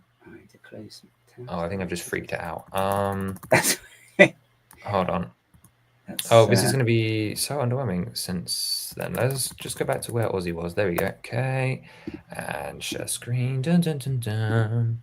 There we go. So we already took a look at dig sites, so I will leave this one behind, but this is probably one of my more recent non-Zelda builds. But just moving to a couple of alts. So this is an alternate build of the large Mickey and Minnie that was done in 2021. I grew up with the epic Mickey video games, and that featured Oswald, who was recently released in a Disney 100 series minifigures. Yes. So I took it upon myself back in 2019 to do an alt build of Steamboat Willie set, the Big Ideas one, into Oswald. Yeah. And oh my goodness, I don't know how I ever thought it was good. It is frightening. It was horrifying. It's awful. But obviously, you get inspired by certain parts, and this dome here was perfect to me, as they're very, very similar. So I ended up doing an alt build, which turned him into a much better Oswald in his original cartoon form in black and white from 1928. Specifically, the MPU here is the space helmets have a very illegal connection to make that button nose there. Okay. They were used on the original Mouse's noses as well, but specifically they've been put back to back using some awful friction to recreate that. There's also the car hood usage. I mean, this again, a lot of this credit has to go to the original designers because again, all that head structure is very, very similar. I've used similar techniques, just modified to suit him better. But I love the pose I was able to get, and the fact that this was possible. Again, I love doing old builds for this exact reason, because it's so fun what you can get from them. So I was really pleased with this as an upgrade, and it's something very, very different. And again, it's impactful to me. Nowadays, probably, you could do better with mock parts, obviously. But again, this was those early days of the macaroni elements as well, which were kind of a big deal. So I like him. He was cute. Actually, this set, another piece there on Minnie's dress here, this part ended up being fantastic for Bulborbs, which, if you guys are not familiar, is the main enemy in the Pikmin series, another favorite of mine. So I'll point out the spotted elements there, and also the spotted elements on the Piranha plant are both Bulborb varied elements that I don't have a picture of to show you guys today. Oh, okay. My bad. I keep remembering extra builds I've done. But yeah, this was a while ago now, but I quite like this one. So again, do you actually have so presumably you have got the actual original set that came from? Yes. Yeah. I had the original set. And then this was just an offshoot of it. I don't remember what specifically made me jump at this moment in time to do that, but I did. It's a bit like that sometimes, isn't it? You can get like you'll buy a set and it'll be like it'll just spark something, and you're just like, I've got to do this now, and there's not any sort of reason you can actually put your finger on, but it's just something that you just think, I really think this is a good idea. I just want to do it. Even if it's just for you, maybe, but then you build it and get the experience of it. And that is most of, honestly, my engagement with the hobby outside of Zelda is it's all for me. I mean, there's other stuff I love as well. Like, don't get me wrong, it's not like it's a career or anything, but like it's it definitely, this is 100% like there's no traction. Like, this is just what it is, and it'd do it for me. Specifically him, because he's an alt build, he's actually a rare case of the only time I've done an alt build where I haven't made instructions immediately. So I actually rebuilt him from the photos only about 2 years later to make the digital file, and there is still about 3 poor souls in my comment section that are hoping that these instructions are going to go up soon. Okay. And again, that's maybe eventually. Eventually. We're gonna. Yeah. What else we got? So then there was another. Sorry, you were going to say something? No, I was going to say something. So you got so that's kind of a Disney influence there as well. Yeah. Okay. I've got some ancient Egypt as well, which. Yes. I mean, this should look very familiar, right? Like, because this is again, this is a very specific case scenario alt build. Well, not even an alt build, actually. This isn't an alt build. This is a modification. Okay. So you've added the actual minifigs there as well. The actual Anubis minifig. Yeah, there was a niche thing. So the goal of this one was the Pyramid of Giza architecture set did not come with a back. I grew up loving mythology, and I actually didn't mind it didn't have a back, but my mother was not very impressed. She thought it was a full pyramid. So she was like, you've got to design a back for it. And actually, funny story is I'm really miffed. I missed out on being able to pick up a second copy of this set for about £30 at a recent convention. I'm so frustrated I didn't take that offer, because that would have got me most of the parts to do this. But anyway, I jumped on the studio. I built up the pyramid and kept the base the same. But I was like, I don't want to just keep the set the same on the back, because I'm not going to buy 2 copies. I'm going to bricklink the parts together. So it was a case of what can I do that would be fun? what can I do that would be interesting with the space and also challenge me a little bit as a builder? And the goal was, well, let's do the outside and recreate more micro scale details, hence the Sphinx, which was missing from the original model because obviously it wasn't in that location. We have the mastabas, which are the original pyramids back before they meant, like they sorted out, they figured out what they were doing. We have a dune here with a little tiny gap to an entrance, which I believe is the secret entrance or like the back entrance into the temple, like the builder's entrance. And then just here, we also have the boat pit, which is an excavated site that you have in current day, which is where the pharaoh's boat was buried with him. So all of these are real locations to sort of expand what that set was already doing. And then on the inside, I got to have some fun. So a couple of the details, I put the Anubis figure in here because, let's be honest, this was just an excuse for me to buy the Anubis figure, which I then bought and then never did the actual model for. A chance to do a load of these details here, like from Adventurers, use all these printed pieces, which are crudely put in, the C-3PO reference at the top. And then the inside would be a mini...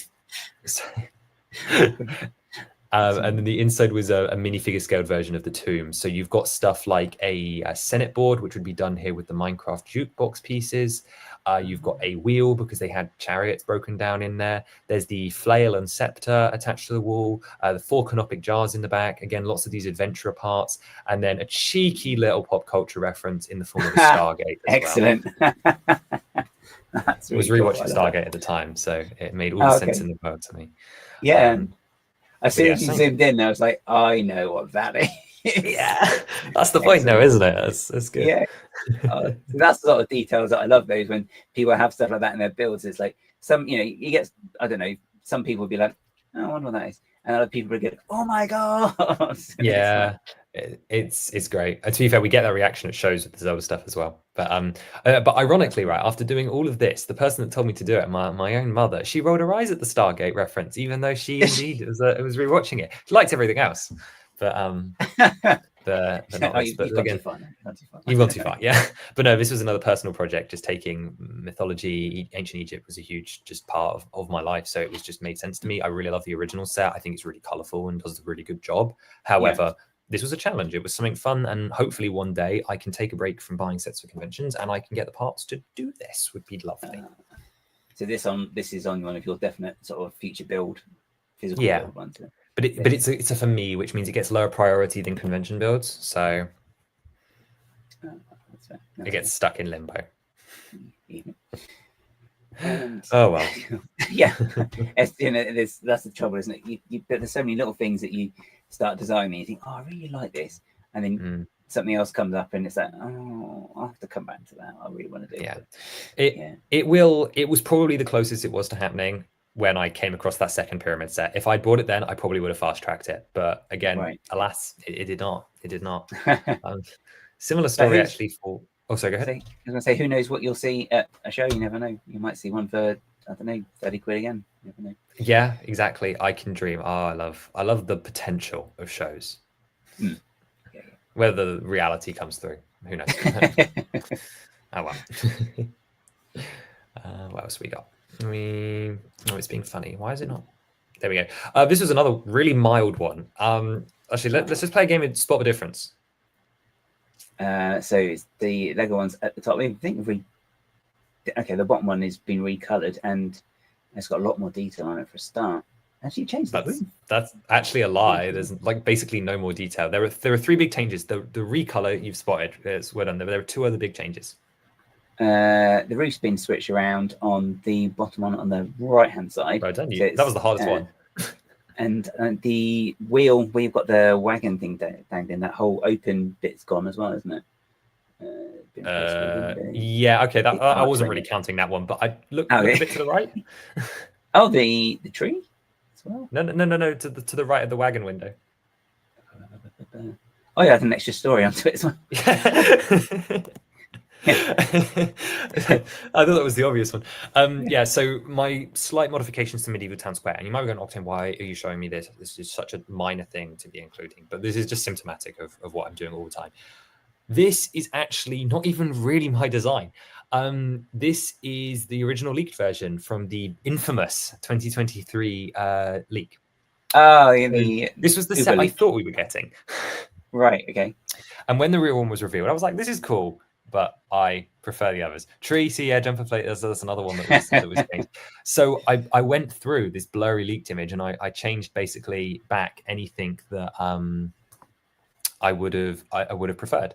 And funny thing is, when I got to the end, I was like, well, this is cooler, but I still don't love it as much as I love the leak. So I don't know what I loved about this blurry image way more than either of these two versions.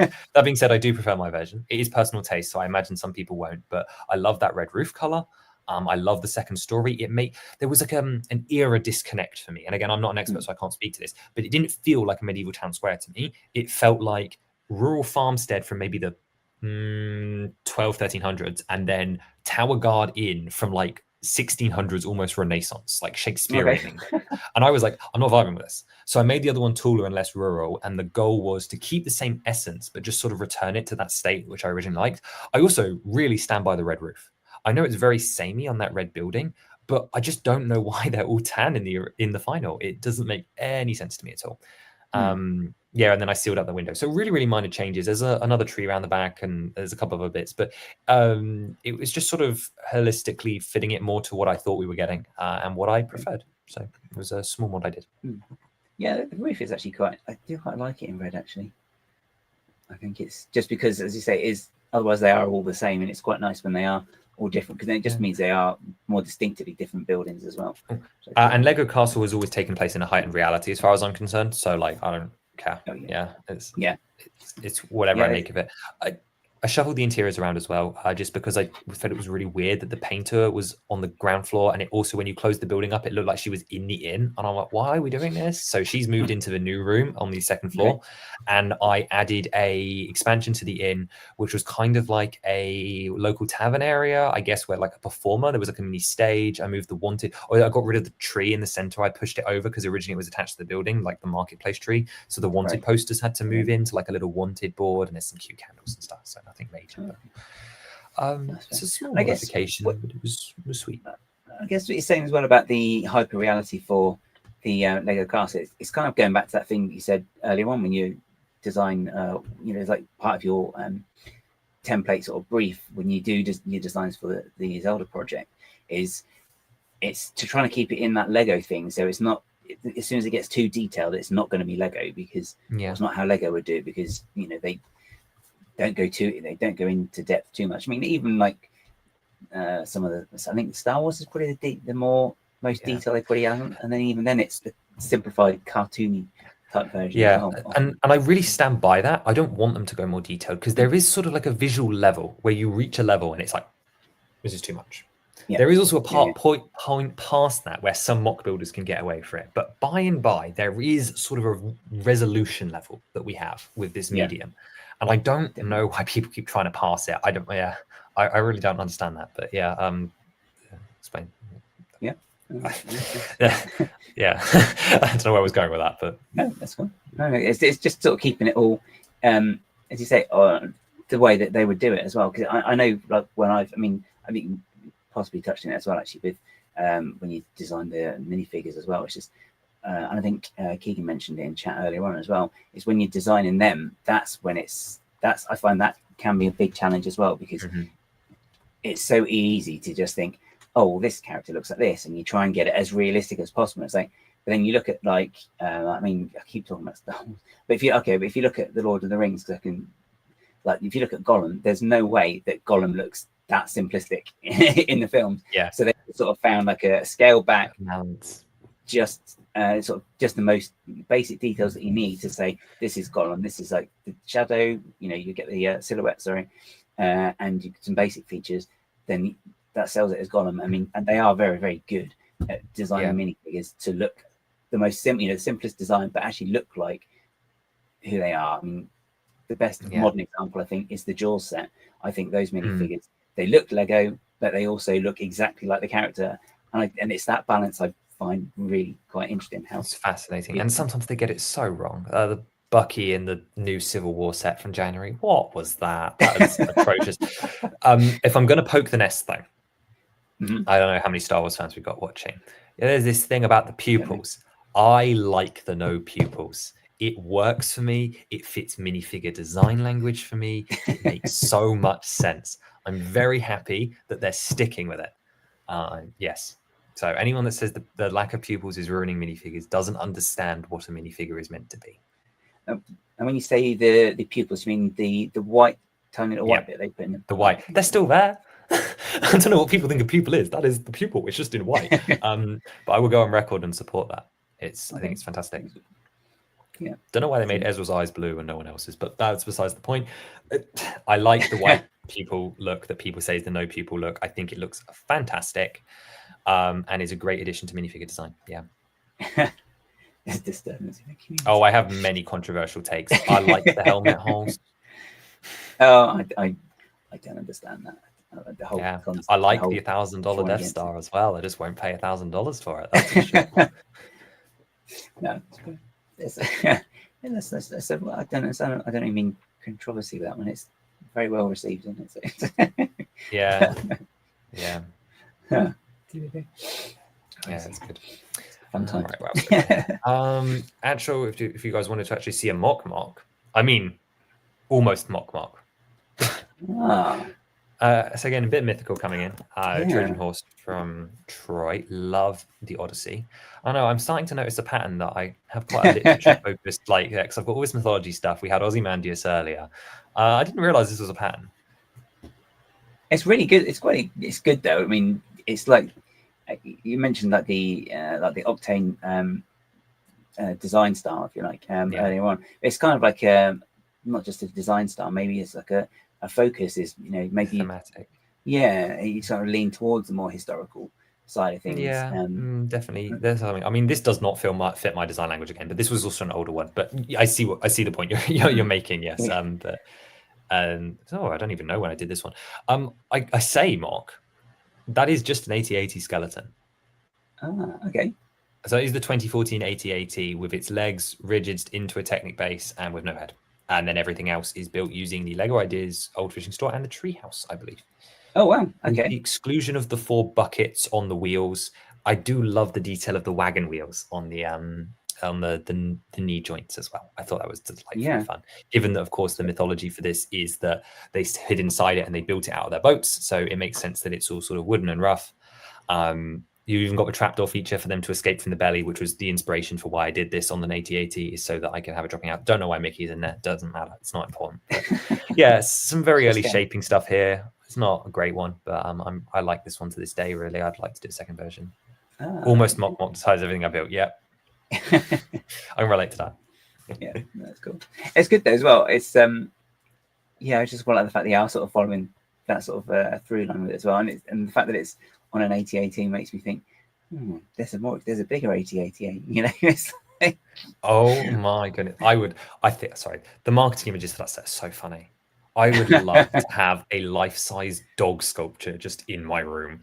It's so cute. My 2014 8080 is named Ralph. He's been named Ralph as long as I've had him. Okay. Ralph. I don't know why it happened. But I would love Big Ralph. I would love a bigger Ralph. Big Ralph. Delightful. And yes, to Trojan Horsify it would be a lot of fun. A lot of money though. A lot of money. Oh yeah, that's the especially in brown as well. Could get some year's Lego budget. Yeah, that's the trouble. Yeah. That's the budgets again. All back to budgets. Always back to budgets. Yeah. And then we flop back to Disney, and then this one has been put here as a reason. So this is one of the only times I've done a custom set outside of Zelda stuff, and I did this last year. Okay. Hopefully, this gives off vibes of a certain sub theme that we've been having. Yes, I know. Good. Yeah. Good. I'm pleased. So for those who don't know, this is the It's a Small episode specifically from California. It is designed to sit with the Haunted Mansion and the 2021 Microscale Disney Castle. It is designed to fit that design language. And if I give myself any credit this evening at all, I think this is the closest I've ever gotten to the Lego aesthetic. Yeah. Well, the fact that you've got them there on the shelf next amongst it, or between them, it kind of like, if you didn't know, you'd be like, oh, okay, I didn't know they did that. Yeah, well, I've run that test on people. I noticed on one of the renders you've got the arches bit. I can't see it on the one on the shelf. Is it Yeah, it expands out. It folds out. It was very much a facade, and I was like, I don't really want it to be thinner than the other two, so I kept the same dimensions as both the haunted house and the castle, which gave me room to do an interior at the back. About halfway through, I realized that it didn't just need to be an open back. I could have it fold out, which actually makes it look like you've got the arches for the boats to go around in, which was a little bit of fun. It also just it changes the display profile as well, which was just a nice extra option to have. And then the interior scenes are very, very simple. They're down in the bottom left. You've got like 2 of the scenes on the right, making use of some very semi-specialist parts, mostly for the use of trying to replicate those sort of very Mary Blair 1960s designs, which I think I did all right with. Use of fern piece works great here. This piece from Mario is fantastic. The hippo's hilarious to me as well, and then all the nano figures as well. But I'm particularly proud of the shaping on the outside. This is one of those examples of using the 1x2 rounded to get these off on an offset. They're on about, I think it's a 30 or 45 degree angle, and they just slot in. The build's really satisfying. You've got these great arches underneath. This is a fantastic one. It only comes with 2 stickers just because I wasn't confident I'd get the resolution on the numbers, and I didn't really want to mess it up, so I just chose to stick those in there. I built this in real life. There are instructions available for Rubricable. If you're a Disney fan and you have this collection, I highly recommend. It is becoming very popular. But yeah, just doing all these different shapes and stuff was a real fun challenge. I've been trying to build this clock tower since I was like 7. Okay. Again, I've got some very hideous versions of this. I have a version of this from LDD. Like, that's how far back we're going. Oh, right. Okay. Again, because it was a cool ride, but it was also featured in the Epic Mickey games. It was corrupted and evil. Anyway, it's a whole long story. Anyway, I've wanted to build this clock tower for a long time. And I actually started out this project trying to do a much bigger version. And about halfway through the development, I went, why aren't they giving us this? They gave us a haunted mansion. So I put it on the backlog to do. And then last year, I just sat down and did it. And I did it in about 3 design sessions. And it just came out like this. And I've not changed it once since. I was like, oh, okay, sure. Okay. Yeah, that's really cool. It does look really, really good. I really like that.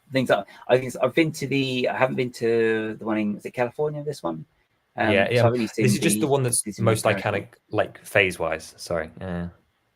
Because I think the one in the Paris ones, it looks that, you'd still know it was the same thing, but I think it's just laid out differently. And I think is it indoors?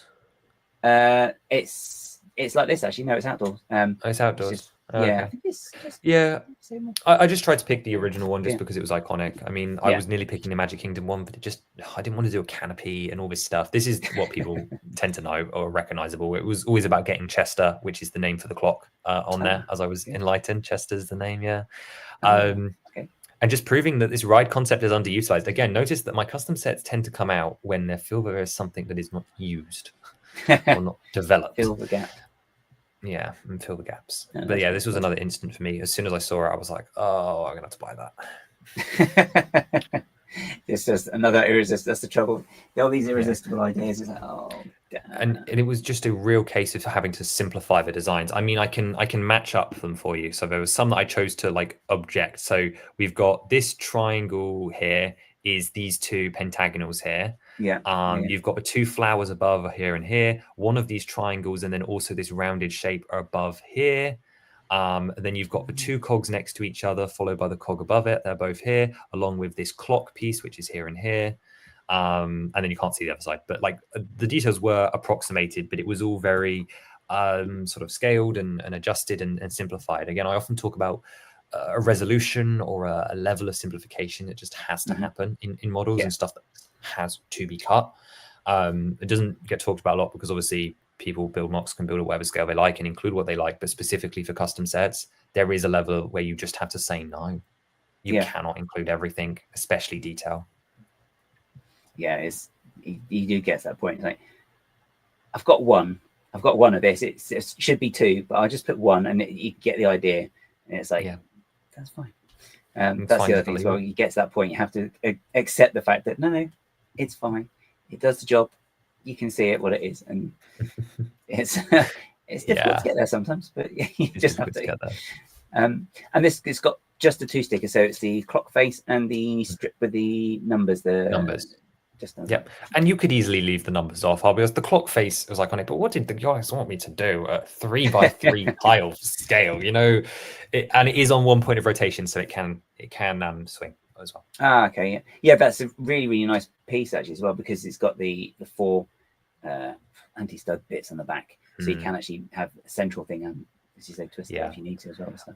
I believe it's not in a great place to turn, just because I wanted it to line up with the lattice pieces behind it. But yeah, okay. But I was just pleasantly surprised with the build experience on this one. It works. It works to me. Then yeah. No, it's instantly recognizable. As you think, oh my god, it's a small world, and then you get that song stuck in your head. And like, oh wait. The video I did on it, I played the song in the background the entire time. Did you? I don't know what it did to retention, but I don't care. It was too worth the bit. But when we went to the one in when we went to the one with family in Paris, so we had they decided it was a good idea to video it. So what we did, so we went through it and just videoed one side, went through it again, and videoed the other side. So he just got these videos, and it just got the song on an endless loop, and yeah, it's just drives you crazy. It's brilliant. I wouldn't know. I do like the song. I do like the ride as well, but I couldn't do that. Yeah. I think we've only ever watched it back once. It's like, or twice.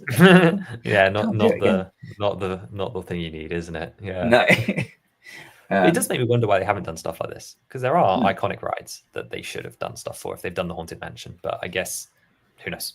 Who knows? Yeah. Well, maybe it's one of those ones that'll just be like an occasional theme. They'll come back to it every now and again. Maybe. Well, they were doing so well, and then they just decided, look, we're going to do the Disney Princess Palaces instead. And I'm like, guys, that was not thematically what you put down in the first 2 years here.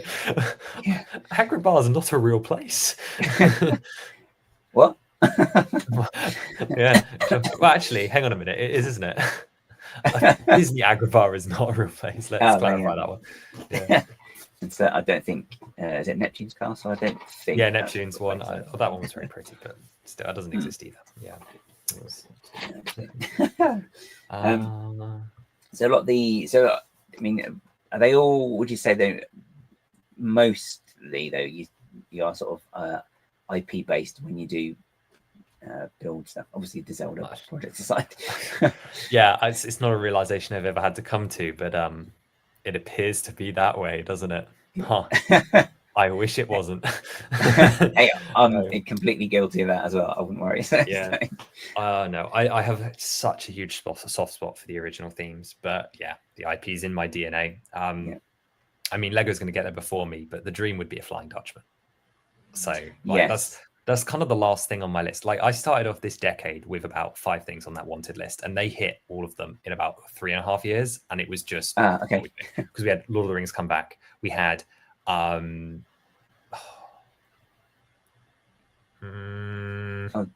Disney Series 100. That was a big deal for me. I because of Sorcerer Mickey specifically. It wasn't so much that I'm like that much of a Disney freak specifically. It was just there were certain characters that I wanted from like my childhood wants that just suddenly came out, and suddenly you had Lord of the Rings back. You had this amazing CMF series launching.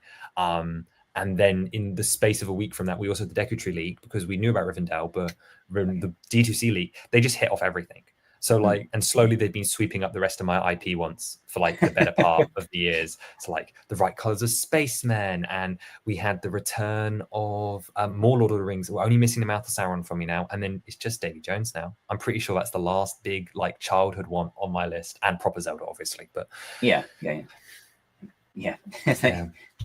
They must be heading towards a theme for that at some point. I don't know. I really don't think Nintendo wants it. I'll be honest. I'm so little faith. I have so little faith. I think we're just upset until they stop selling at this point. It's madness. It's just like just sort of teasing, It's like, oh, but there's this, but we're not going to give you any more. Like, what? Yeah, they're very good at doing that. As I'm very well familiar with for my own theme of choice. Yeah, it's frustrating. We're going to turn into 2 like lamenting, just in a better timeline. Yeah, but it's. I mean, as a weird thing though, it's like so that my one's kind of sprung from. Obviously, I'm still a fan of the show, but the set and then Dimensions came first, and then I'm like, okay, cool, there is Legos, you can do this. So I've gone that route. But then with yourself, you sort of started the Zelda project and then they've done it. So it's like, well, I started the to mirror prove it version could be of done. Yeah. Obviously, I had no role in it, but I got so many rejected ideas projects, right? Not for me, but like so many rejected ideas projects reaching 10K. And I went, right, let me prove that this works this way. This is how I want it done. This is how it works. And then that was what started it. And then I just haven't finished. Quite frankly, I haven't finished. Before I go on too much tangent, how much time do I have? Let's say I say maybe 10 minutes, maybe. I think Okay. I just realized what the time is myself. I'm gonna just quickly breeze a thing. Yeah, that's cool. So one thing go ahead. Yeah, sorry, go. No, please go ahead. Oh no, I was just gonna ask. I was just gonna ask about the way you do your minifigures as well, just whilst you're loading up.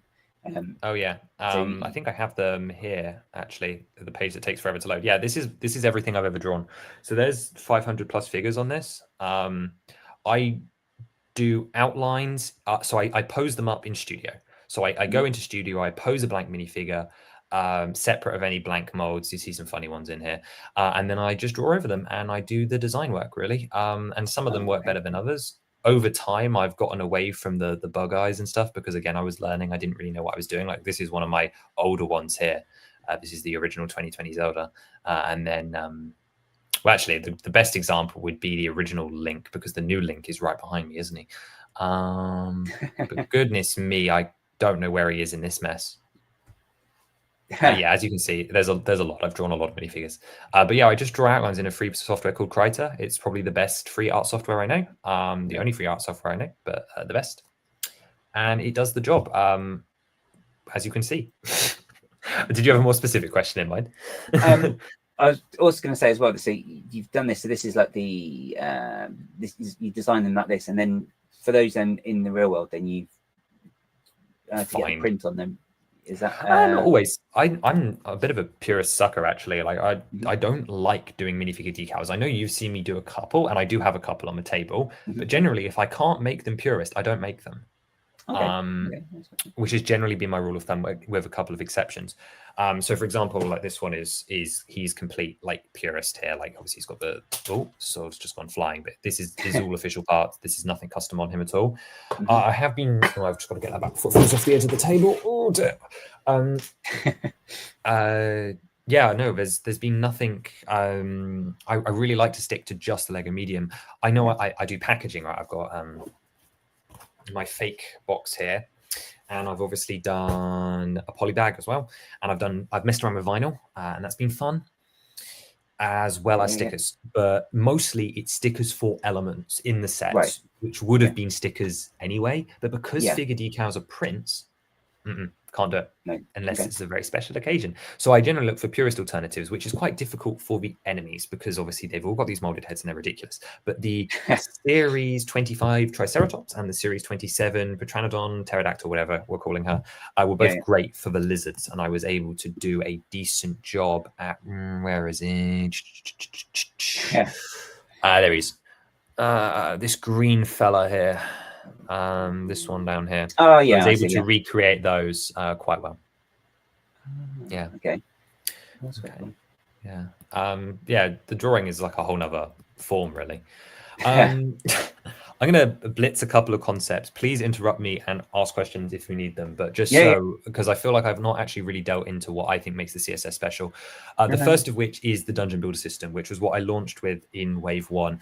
It was a goal was obviously in Zelda you get dungeons, and in all of them there's puzzles and bosses. And people have always wanted the idea that you can rearrange them, and that fits perfectly with the Lego creativity while still keeping the sort of puzzle and exploration aspect from the games. So the dungeon builder system is taking themed dungeons and some people's eyes mutilating them, in my eyes turning them into fun micro rooms. So for example, this is the Fire Sanctuary. You get 5 rooms, each that has a sort of unique gimmick and puzzle, and they can be rearranged and combined with other sets to create your own custom dungeon for you to put your figures through, tell your own story, or to challenge your friends. That is it. That is the lightning rod. That is what started it all. That is what I believe is the truest form of potential, and probably something we'll never forget. Nice. So like a bit like the Mario courses, and the fact that you can link them all together and just create your own based on all different whatever order you put them all in. Except for this gets just as crazy, but it's obviously sort of stuck to the room functions.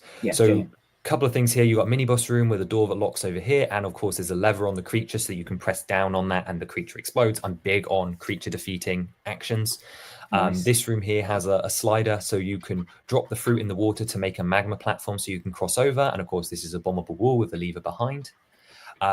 On this blue wall here, there's some fire that's being held up, so you can pull the lever, it all falls down so you can pass through, and then lower the winch so that this guy can be lowered to the floor and you can save him. There's also, of course, this removable rock and some panels that slide out of the way to reveal hidden treasure as well. And then there's the boss room here. There were actually like great pictures over here that I could have shown you, but yeah, bombable wall, exploding creature, sliding platform, lowerable chain, hidden cavities, boss, and then that's really and then the boss section over here with the figures.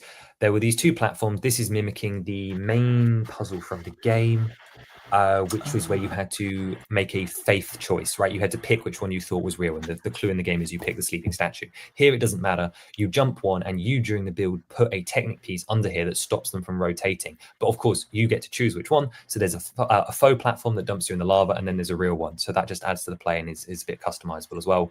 And then there's a small boss arena around the back as well for your 5 minifigures to play in. I'm not going to talk about the figure distribution here because I don't have time, quite frankly. That's fine. Rest assured, there was a lot of thought that went into it, and it connects with other waves, specifically the lizards and so on as well, and desirable characters and buildable stuff and whatever, and he links in with the play. So this is one of those ones you would have picked. So you already got the price point for this one in mind when you designed it. So it's like, I don't know, is it 5 figures in this one? So 6 figures technically with brick built. Right. So that's like the maximum limit for this size set is the 6 figure. That's not really. Figure numbers depend a lot on what you're doing with the set. Because you'll see flagship waves of sets. Okay, so you use Star Wars. The Justifier had 4 figures, but the Skeleton Crew ship had 6, I want to say. Yes, I had. And some sets have like 10 or 12, depending on your theme. Yep.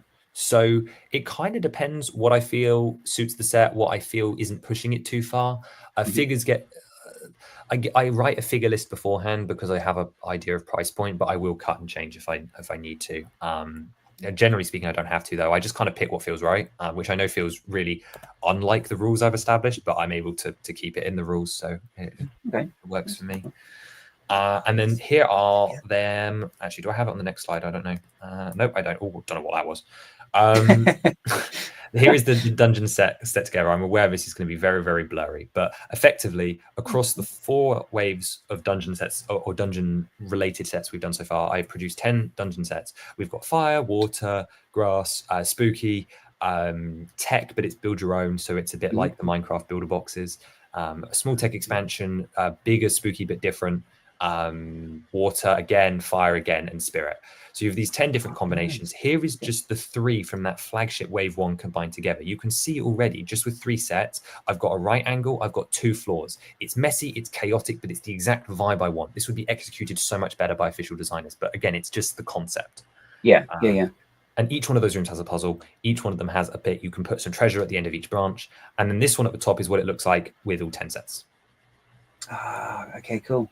So that's over multiple waves as well, though, so you can just collect them different. So modules. Like your big Hogwartses and so on as well. So it builds it all together. And it feels so Lego to me. And I hope that comes across as just why I think this is so special as a specific sub theme. It truly was is the core of what I've done with it. And the Fire Sanctuary is my baby, my favorite example of such. I've got to go to the other one. So was that the thing then that set you off? Yes. From the start, doing the whole Zelda thing, was like that was like the spark of idea or inspiration, if you like. Then. Yeah, it was sort of almost backwards. It was very much like I was looking for. I knew I wanted to do something Zelda, so it was a case of finding something that worked, or finding what made it work to me, and that was it. That was it, yeah. And then that's how the dungeons came to be. And it was like, well, this feels like the DNA. I looked at what made the 2 brands work, and then I looked at the synergy, and there's so much synergy. Again, not something I have time to get into, but I just got one more if I've got time for one more. Yeah, cool. So this is wave 2. So previously I'd shown you the tan boxes, the red boxes in wave 2, because not only are we continuing the dungeons here with the Shadow Temple up here in the top left, we have our first direct to consumer, which I pivoted as a buildable shield because they wouldn't do the sword. But this rave is red because it's introducing a brand new sub theme, and that is the castle. So again, this works like your Harry Potter castles. The castle is so iconic, but no one wants to do it big. So we, and especially the Breath of the Wild version, suits itself to multiple sets. This isn't complete yet. I've still got another 3 or 4 ideas to add to this that have been pre-planned. But I've got the Sanctum here, which I'm building in real life as of next week if my parts arrive. So this is very, very exciting because this will be my new showpiece build for conventions. Nice. And is this central build? It is an open back playset with full interior and a really fun feature in the middle that I won't spoil. But launching alongside it, you have the wall segment, which is generic, by 7 of them, by 12 of them, whatever, to build the castle your size. And you can see that being used here on this ring around it. Cheekily, I do suggest you buy 2 of the Sanctums to put them back to back if you're an adult. It's proper display. We then had the front gate. Again, this is now in wave 3 because it's purple. So this was the wave 3 box art and the gatehouse for the sort of the front entranceway. And then we had a different type of wall segment, which was the prison with this wonderfully chibified monster here. This could be mirror built to sort of add some variation and brings back in the rock panels to combine with the inner bit in the middle, which is obviously higher up. So this was all thought through. I cannot stress it enough how much pre-planning goes into stuff like this to make this work. And this isn't even done yet. So. So how many modules more do you have planned for this particular one, do you think? 2 for sure. Third one might get cut, but definitely 2, maybe 3. The third one I say gets cut, it will get turned into a different version of that set, but definitely another 2. One that's going to allow you to have multiple walls, so sort of more of a multi-wall setup, and another one which is much more of a standalone. You'd only buy one off. It's not very multipliable. So at least cool. 2. Yeah. That'll be really impressive as well, seeing that built. I think that's going to be. Yeah, obviously it's not going to have the features. Yeah, it's not going to have the curtain wall to start with because I'm not made of money, but because you talk about piece discrepancy. This was 1,500 when I designed it. It's now 2,500. But sets have changed a lot since 2021 when I designed this one originally. Right. Okay. So it's a really fun feature. I really hope it works in real life. This one, people from conventions will be very familiar with. This is another one of my babies, my firstborn children. This is the village set. This is one that really feels like a Lego set to me. I talk about it a lot because it comes up with negative space. Is it going to play it? Yeah. And the idea being that you can play around this environment that's set up by the buildings, but this village is under attack. We have them hiding in the roofs. They can cause some damage, like this building on fire. You've heard this all before. You can knock the barrels over. Again, just this is such 2010s playset, and it comes across so strong to me. We've got the shop in this one. There's one of the stickers on the wall and the armor for sale over there. And then the blacksmith that makes it is down here with all the weapons. And we've got his little hammer on the forge as well. Which is nice touch. So they're proper playset houses. I really, really like them. They're good for the moment from the game, but they're also good for medieval, which is a lot of fun. And it's just the play features. It's just fun as well, though, isn't it? With being able to do stuff like that and just have those little features in it. Well, that's part of the challenge, right? Is making sure that those are in there because that's what matters. It really is what matters for doing custom sets, and it's just a treat. It is a treat. Gracie Adventure jumps back to wave 1. This is another one that conventions will be pretty familiar with. This is a partial, so I actually only have some of the builds for this in Con. I don't have the island yet. I left these 2 models up here because these were the inspirations, I guess, for the style of set, which are both very unexpected. Yeah, completely.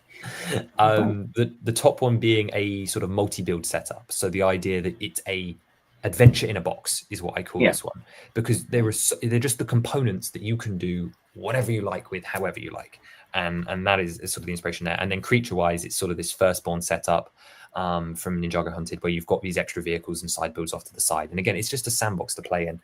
And of course, for anyone that doesn't know, just because these features are so special.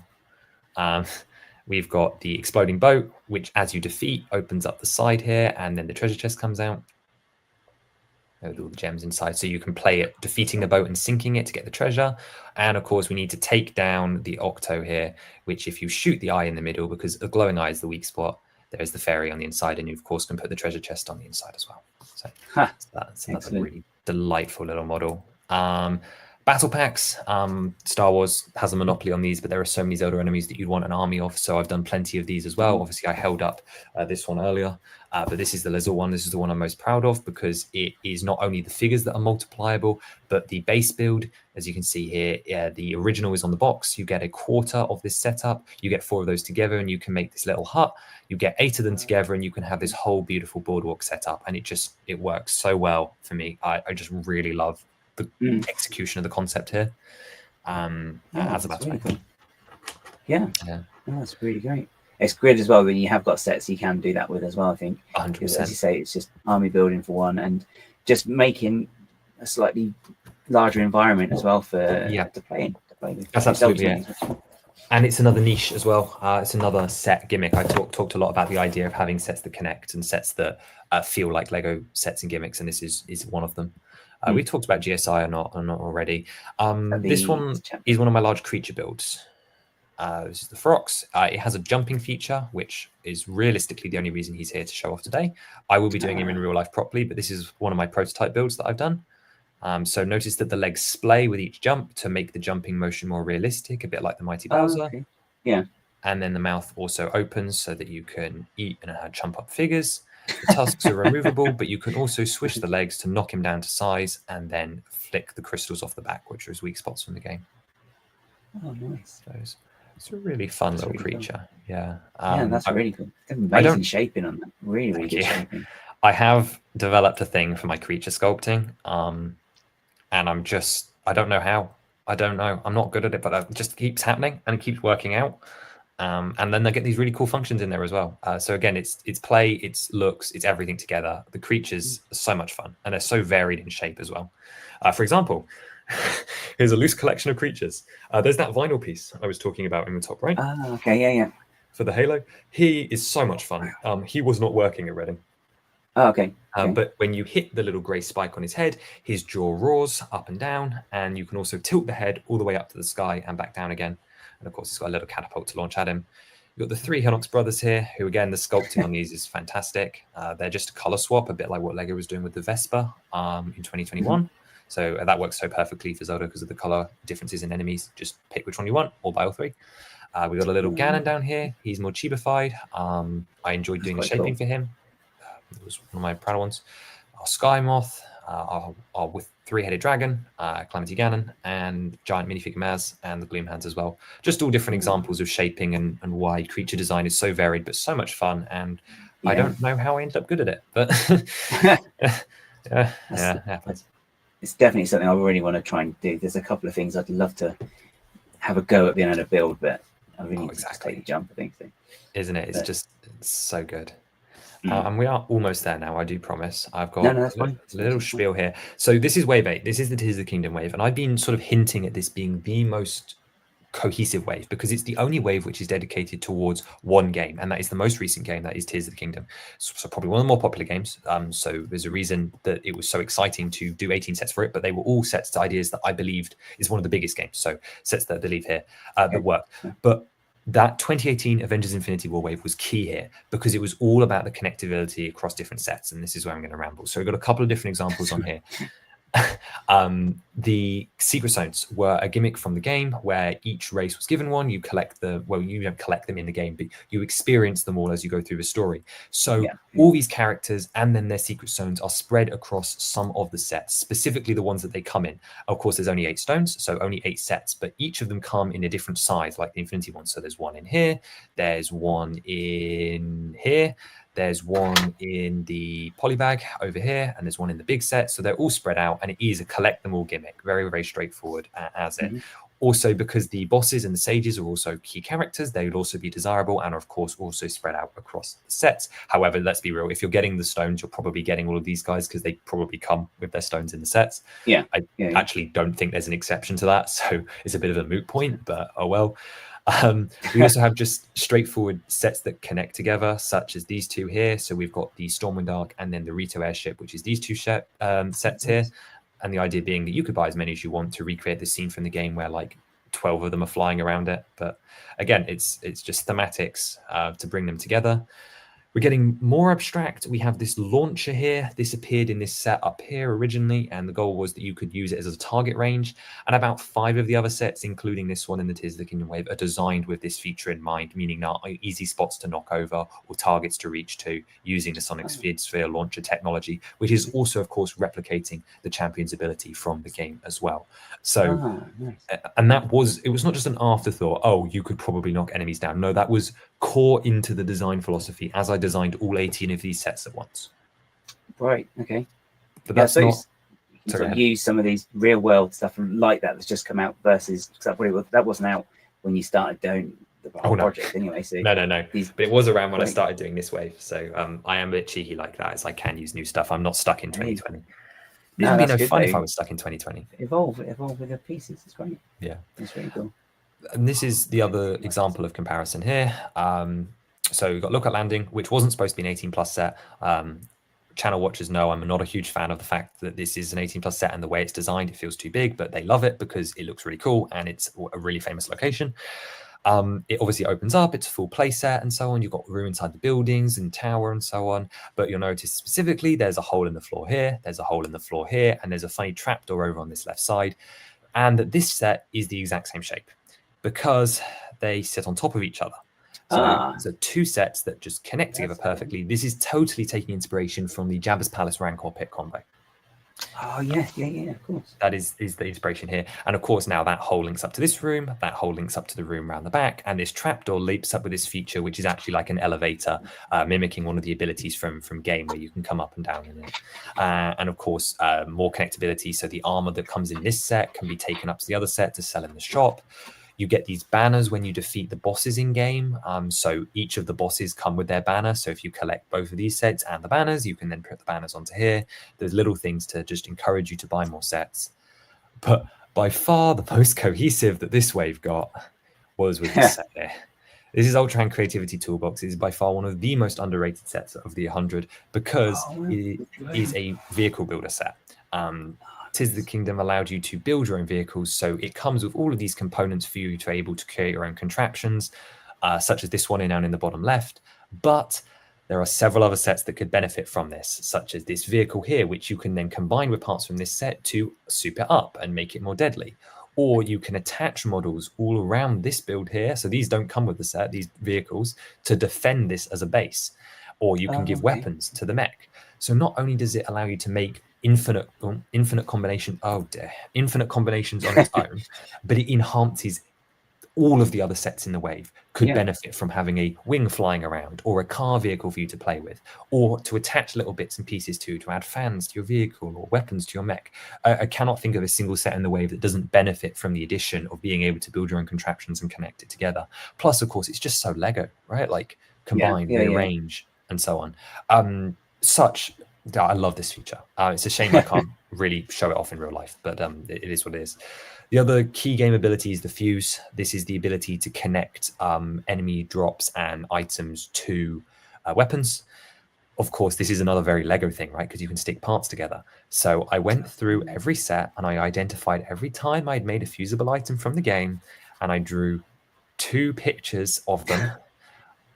As attached to different forms. There were 120 images in this file just to prove my point. I didn't need to do this, but you can see there's some really crazy ones. So you've got like the enemy sword, which you can just attach to a spear or so on. You've got this leg of this creature, which can be fused in game. So here you end a ticket. And I really like this imagery of this like huge top weighty Lego hammer, because I feel like that's what kids do, right? They attach a load of bricks to a stick and make a figure hold it, and it falls over. It's fun. It's so genuine to what actually they do. But yeah, you get like butterfly wings on a stick. You get the Zonai devices from the previous set we looked at, like Board Whacker here, Spice on a stick. The Jaw Reaper is one of my favorites. I've done this one in real life.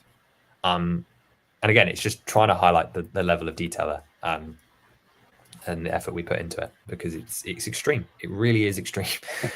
Yeah. You know what happened though as well. You'll do like those are things that you can do, and some little kid had it, they'd come up with something, you'd be like, well, why didn't I think of that as well? Exactly.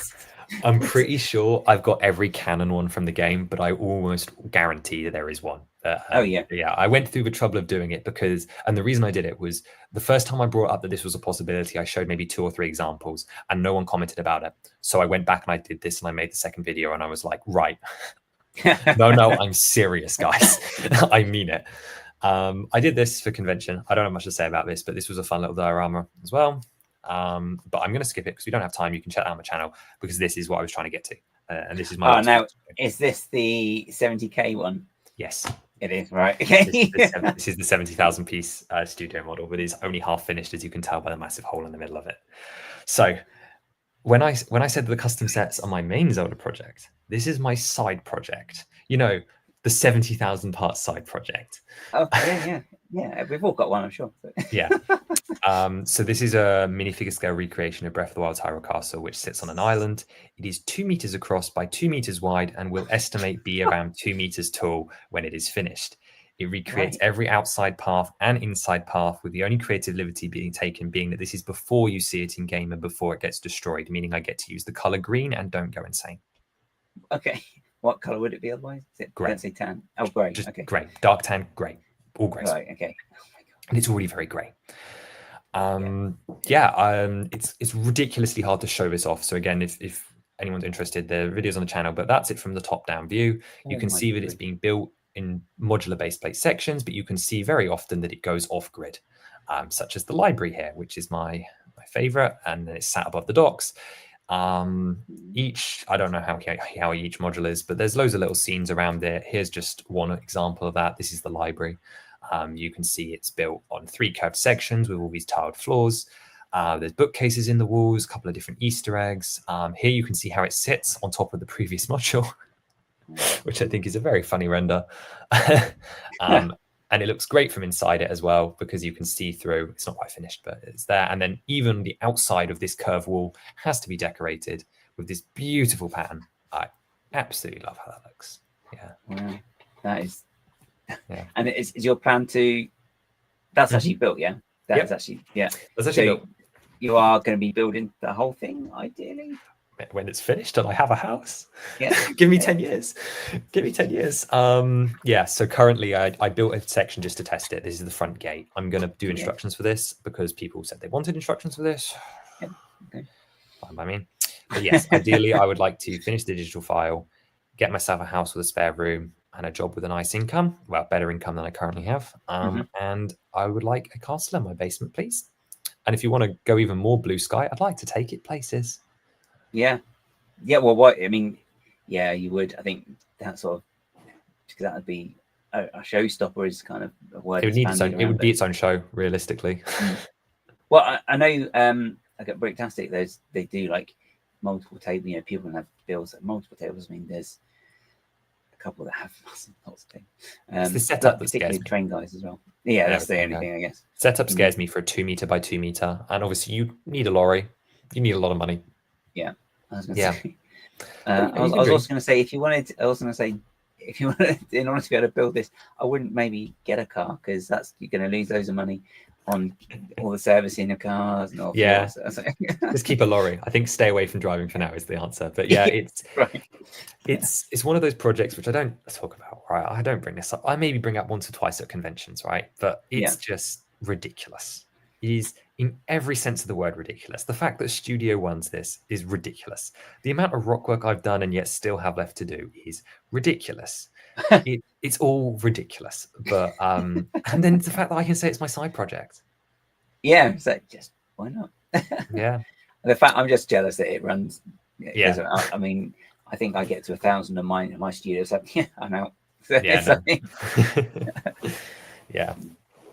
Oh yeah, but I'll leave it there because I'm conscious I've overrun you by so much, and I'm not that interested. I'll wrap up there. But what a way to wrap up though as well. Oh yeah, 100%. Just a tantalizing look at something that isn't even finished, and look at it already. It's just... Yeah, I do run it as a build series on the channel, so every couple of months I drop in with an update. But it's actually ridiculous. The 2 meters across, like there's unfathomable. Because how big's the Death Star across? Oh, I'm not sure. It's like 2 Death Stars. It's like over 2 Death Stars. It's like a Titanic and a half, I think, in length.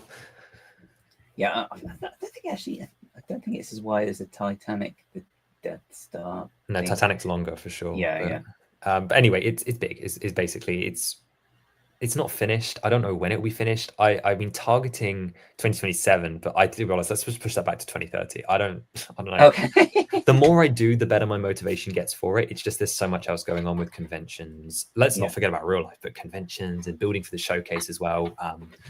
So we just celebrated 100 sets. Oh my goodness, there are so many sets. Not that every 100 set is worth talking about, but there's so many stories, and that's what I never get a chance to share because each set has so much care and love put into it, and that's not even talking about the builds I do for myself, which is all separate and not Zelda stuff. And yeah, I'm loving where I'm at with it. Really, there's just so much. It's just way like abysmally too much, and there's so much I'd love to be able to share and talk about. So I don't know. Thank you for letting me ramble away. Hey, no worries. It's nice to be in that position as well, though. I imagine that you have got so much you can talk about with them, and also having like a knowing exactly where your endpoint is, where you're going. Yeah. And I wish I'd get there a little bit sooner. I'm not over it, but I'm kind of ready to reach it because there's going to be posts. There's going to be stuff post that. There's this. There's other bits. It's a little scary imagining what's next because this has controlled my life for 5 years between this and the custom sets. So I don't really know where I go after that. Maybe I'm just stuck in Zelda purgatory forever, but hopefully not. As someone who is stuck in their own IP purgatory, then I can say, then you just got to find your way out of it somehow. No, I know, but I do love being here, especially with Little Man and all the builds. I've got so many builds that I want to bring to conventions for Zelda. I'd love to do Aussie and display Ozymandias and all these other stuff as well, but the Zelda stuff is locked in. I've got the 2026 lot sorted. I've even got a 2027 list, so we're stuck for the foreseeable future. Excellent. But it's good. It's good to have a plan, especially when it makes it a little bit easier, I think, as well. Yeah. When you are preparing for a show, as opposed to, oh gosh, what am I going to build this time? Yeah. And then 100 digital models still to go on that project as well. And I need to get there before LEGO get their act together because I don't want to be outdone now. Do we think they will? No, I don't. So I'm just going to quickly just do some stuff. There you go. But so that was really awesome, though. Overwhelming. No, it's really cool though, because it's really nice to see how you've kind of built your own sort of rules, and like it's really fascinating as well with the like the budget that you've the parameters that you work within. So being how would Lego do it? They would do it like this, each wave it would be contain this, and each set would have its own budget to work towards, and new molds or new recolors and stuff, which not everybody would take into account. I don't think so. I mean, you've done a lot of research as well to be able to get to that point as well, and I think it's really quite fascinating as well. That doesn't even include like the game research or sketching out ideas, all the stuff we scrap early on. And of course, we haven't actually really talked about the actual like putting the brick down part of the design process because the pre-design's so interesting. But like the actual process itself, there's hundreds of stories I could tell about just part choices and turning back and realizing that there's mistakes and so on. I've got so many great studio files of junk. So I'm glad you found the budget stuff interesting, because I do believe it's what makes the CSS unique in how it stands out, is because it does really take it to the next level. And again, you could look at any one of those sets and go, they would never do that. That's why I say 10%, and I still believe I'm closer than most other people. So no, definitely, I think it's really cool. And just the fact that you have got these rules as well. It's like, I mean, I should probably impose some sort of, just found one of those pieces as well. Never mind. It's been staring at me, that piece that you like as well. I've got it on the bottom of a dragon. It's that one there, isn't it? That's beautiful 1x2 rounders. That's it. Staring at me in the face, and I'm like, what piece? I don't have any near me. Now I'm looking. I've always got one somewhere. I mean, there's probably one in one of these drawers, but I'm not getting them out. That's it. No, I'm not opening my parts drawer. Not right now. No. It means I get distracted there. That's the trouble. I let them enjoy. I'm like, oh, there's that as well. So I'm easily distracted with anything like that. But thank you very much as well for giving your time and showing us all this really fantastic work. And so for those in the chat as well, do check out Octane Thermoplastic on YouTube, where you have live streams that you do. It's not regular. There'll probably be one this weekend, though, if anyone is interested. Because I'm getting ready for shows. It depends on the quality of my internet. Okay, and I suppose if the bricks arrive as well, is the other. Oh yeah, no, I've got old models stored, so I'll definitely be streaming this weekend. Unless the bricks arrive, maybe. No, it will be scheduled on the channel. But no, we're more than welcome to have you. Just nice and friendly and quiet. Would love some commenters. And there are links to my Rubricable where you can find most of the builds that I've done, paid and free, as well. But that's in the link of every video as well. But yeah, we stream. We stream every now and again. Just I've got to fix these OBS settings. I don't know what's up with it. I've got no clue what OBS at all. Yeah. So, apart from OBS. I just know that bit, but that's it. Yeah. But yeah, no. So yeah, do check out the page there. Just a little bit of housekeeping. There is Friendship Timber is going on at the moment. There's lots of stuff going on there. So if you just check out that online, probably on Instagram is the best place. If you just put in the hashtag for that, so if you go to @FriendshipTimber, we haven't got long left of the month, but if you do go there, there's lots of community stuff which is based around being with friends. So you can maybe take part in that, and we'll just have a look and see the brilliant builds that people have done to take part in that. And the only other thing is the next MOC Heads will actually be next week, as opposed to the every other week, just because a few things are falling in. It's gonna be October next week. No, don't do that to me. Everyone who's not Octane, it's October next week. So yeah, there's lots of stuff going on in October. So too much stuff. October's a busy month. Yeah, it is. And actually the rest of this month no better. Yeah. I wish things were a bit quieter. I think I'll be quiet in 2027, I'm sure. No. Yeah. But yeah, otherwise, thanks for watching. If you haven't, give the stream a thumbs up. Please do, as I said, do check out Octane Thermoplastic. And yeah, other than that, I will see you all for the next one. So just check the page and I'll update properly with that. Thank you for letting me ramble. No problem at all. And thank you again for your time this evening and coming on.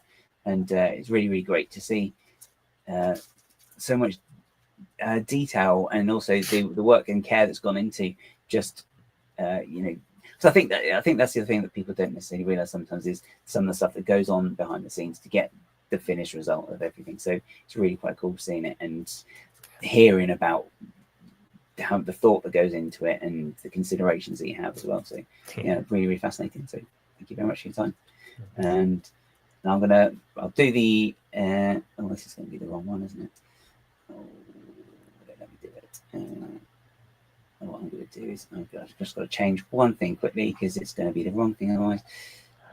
Cool. Dun, dun, dun. Right, okay, brilliant. So I'm making sure everything's working properly again because it didn't earlier on. But yeah, thanks again, guys. And yeah, I'll see you next week for the next one. So thanks and take care. See you all. Bye. Bye.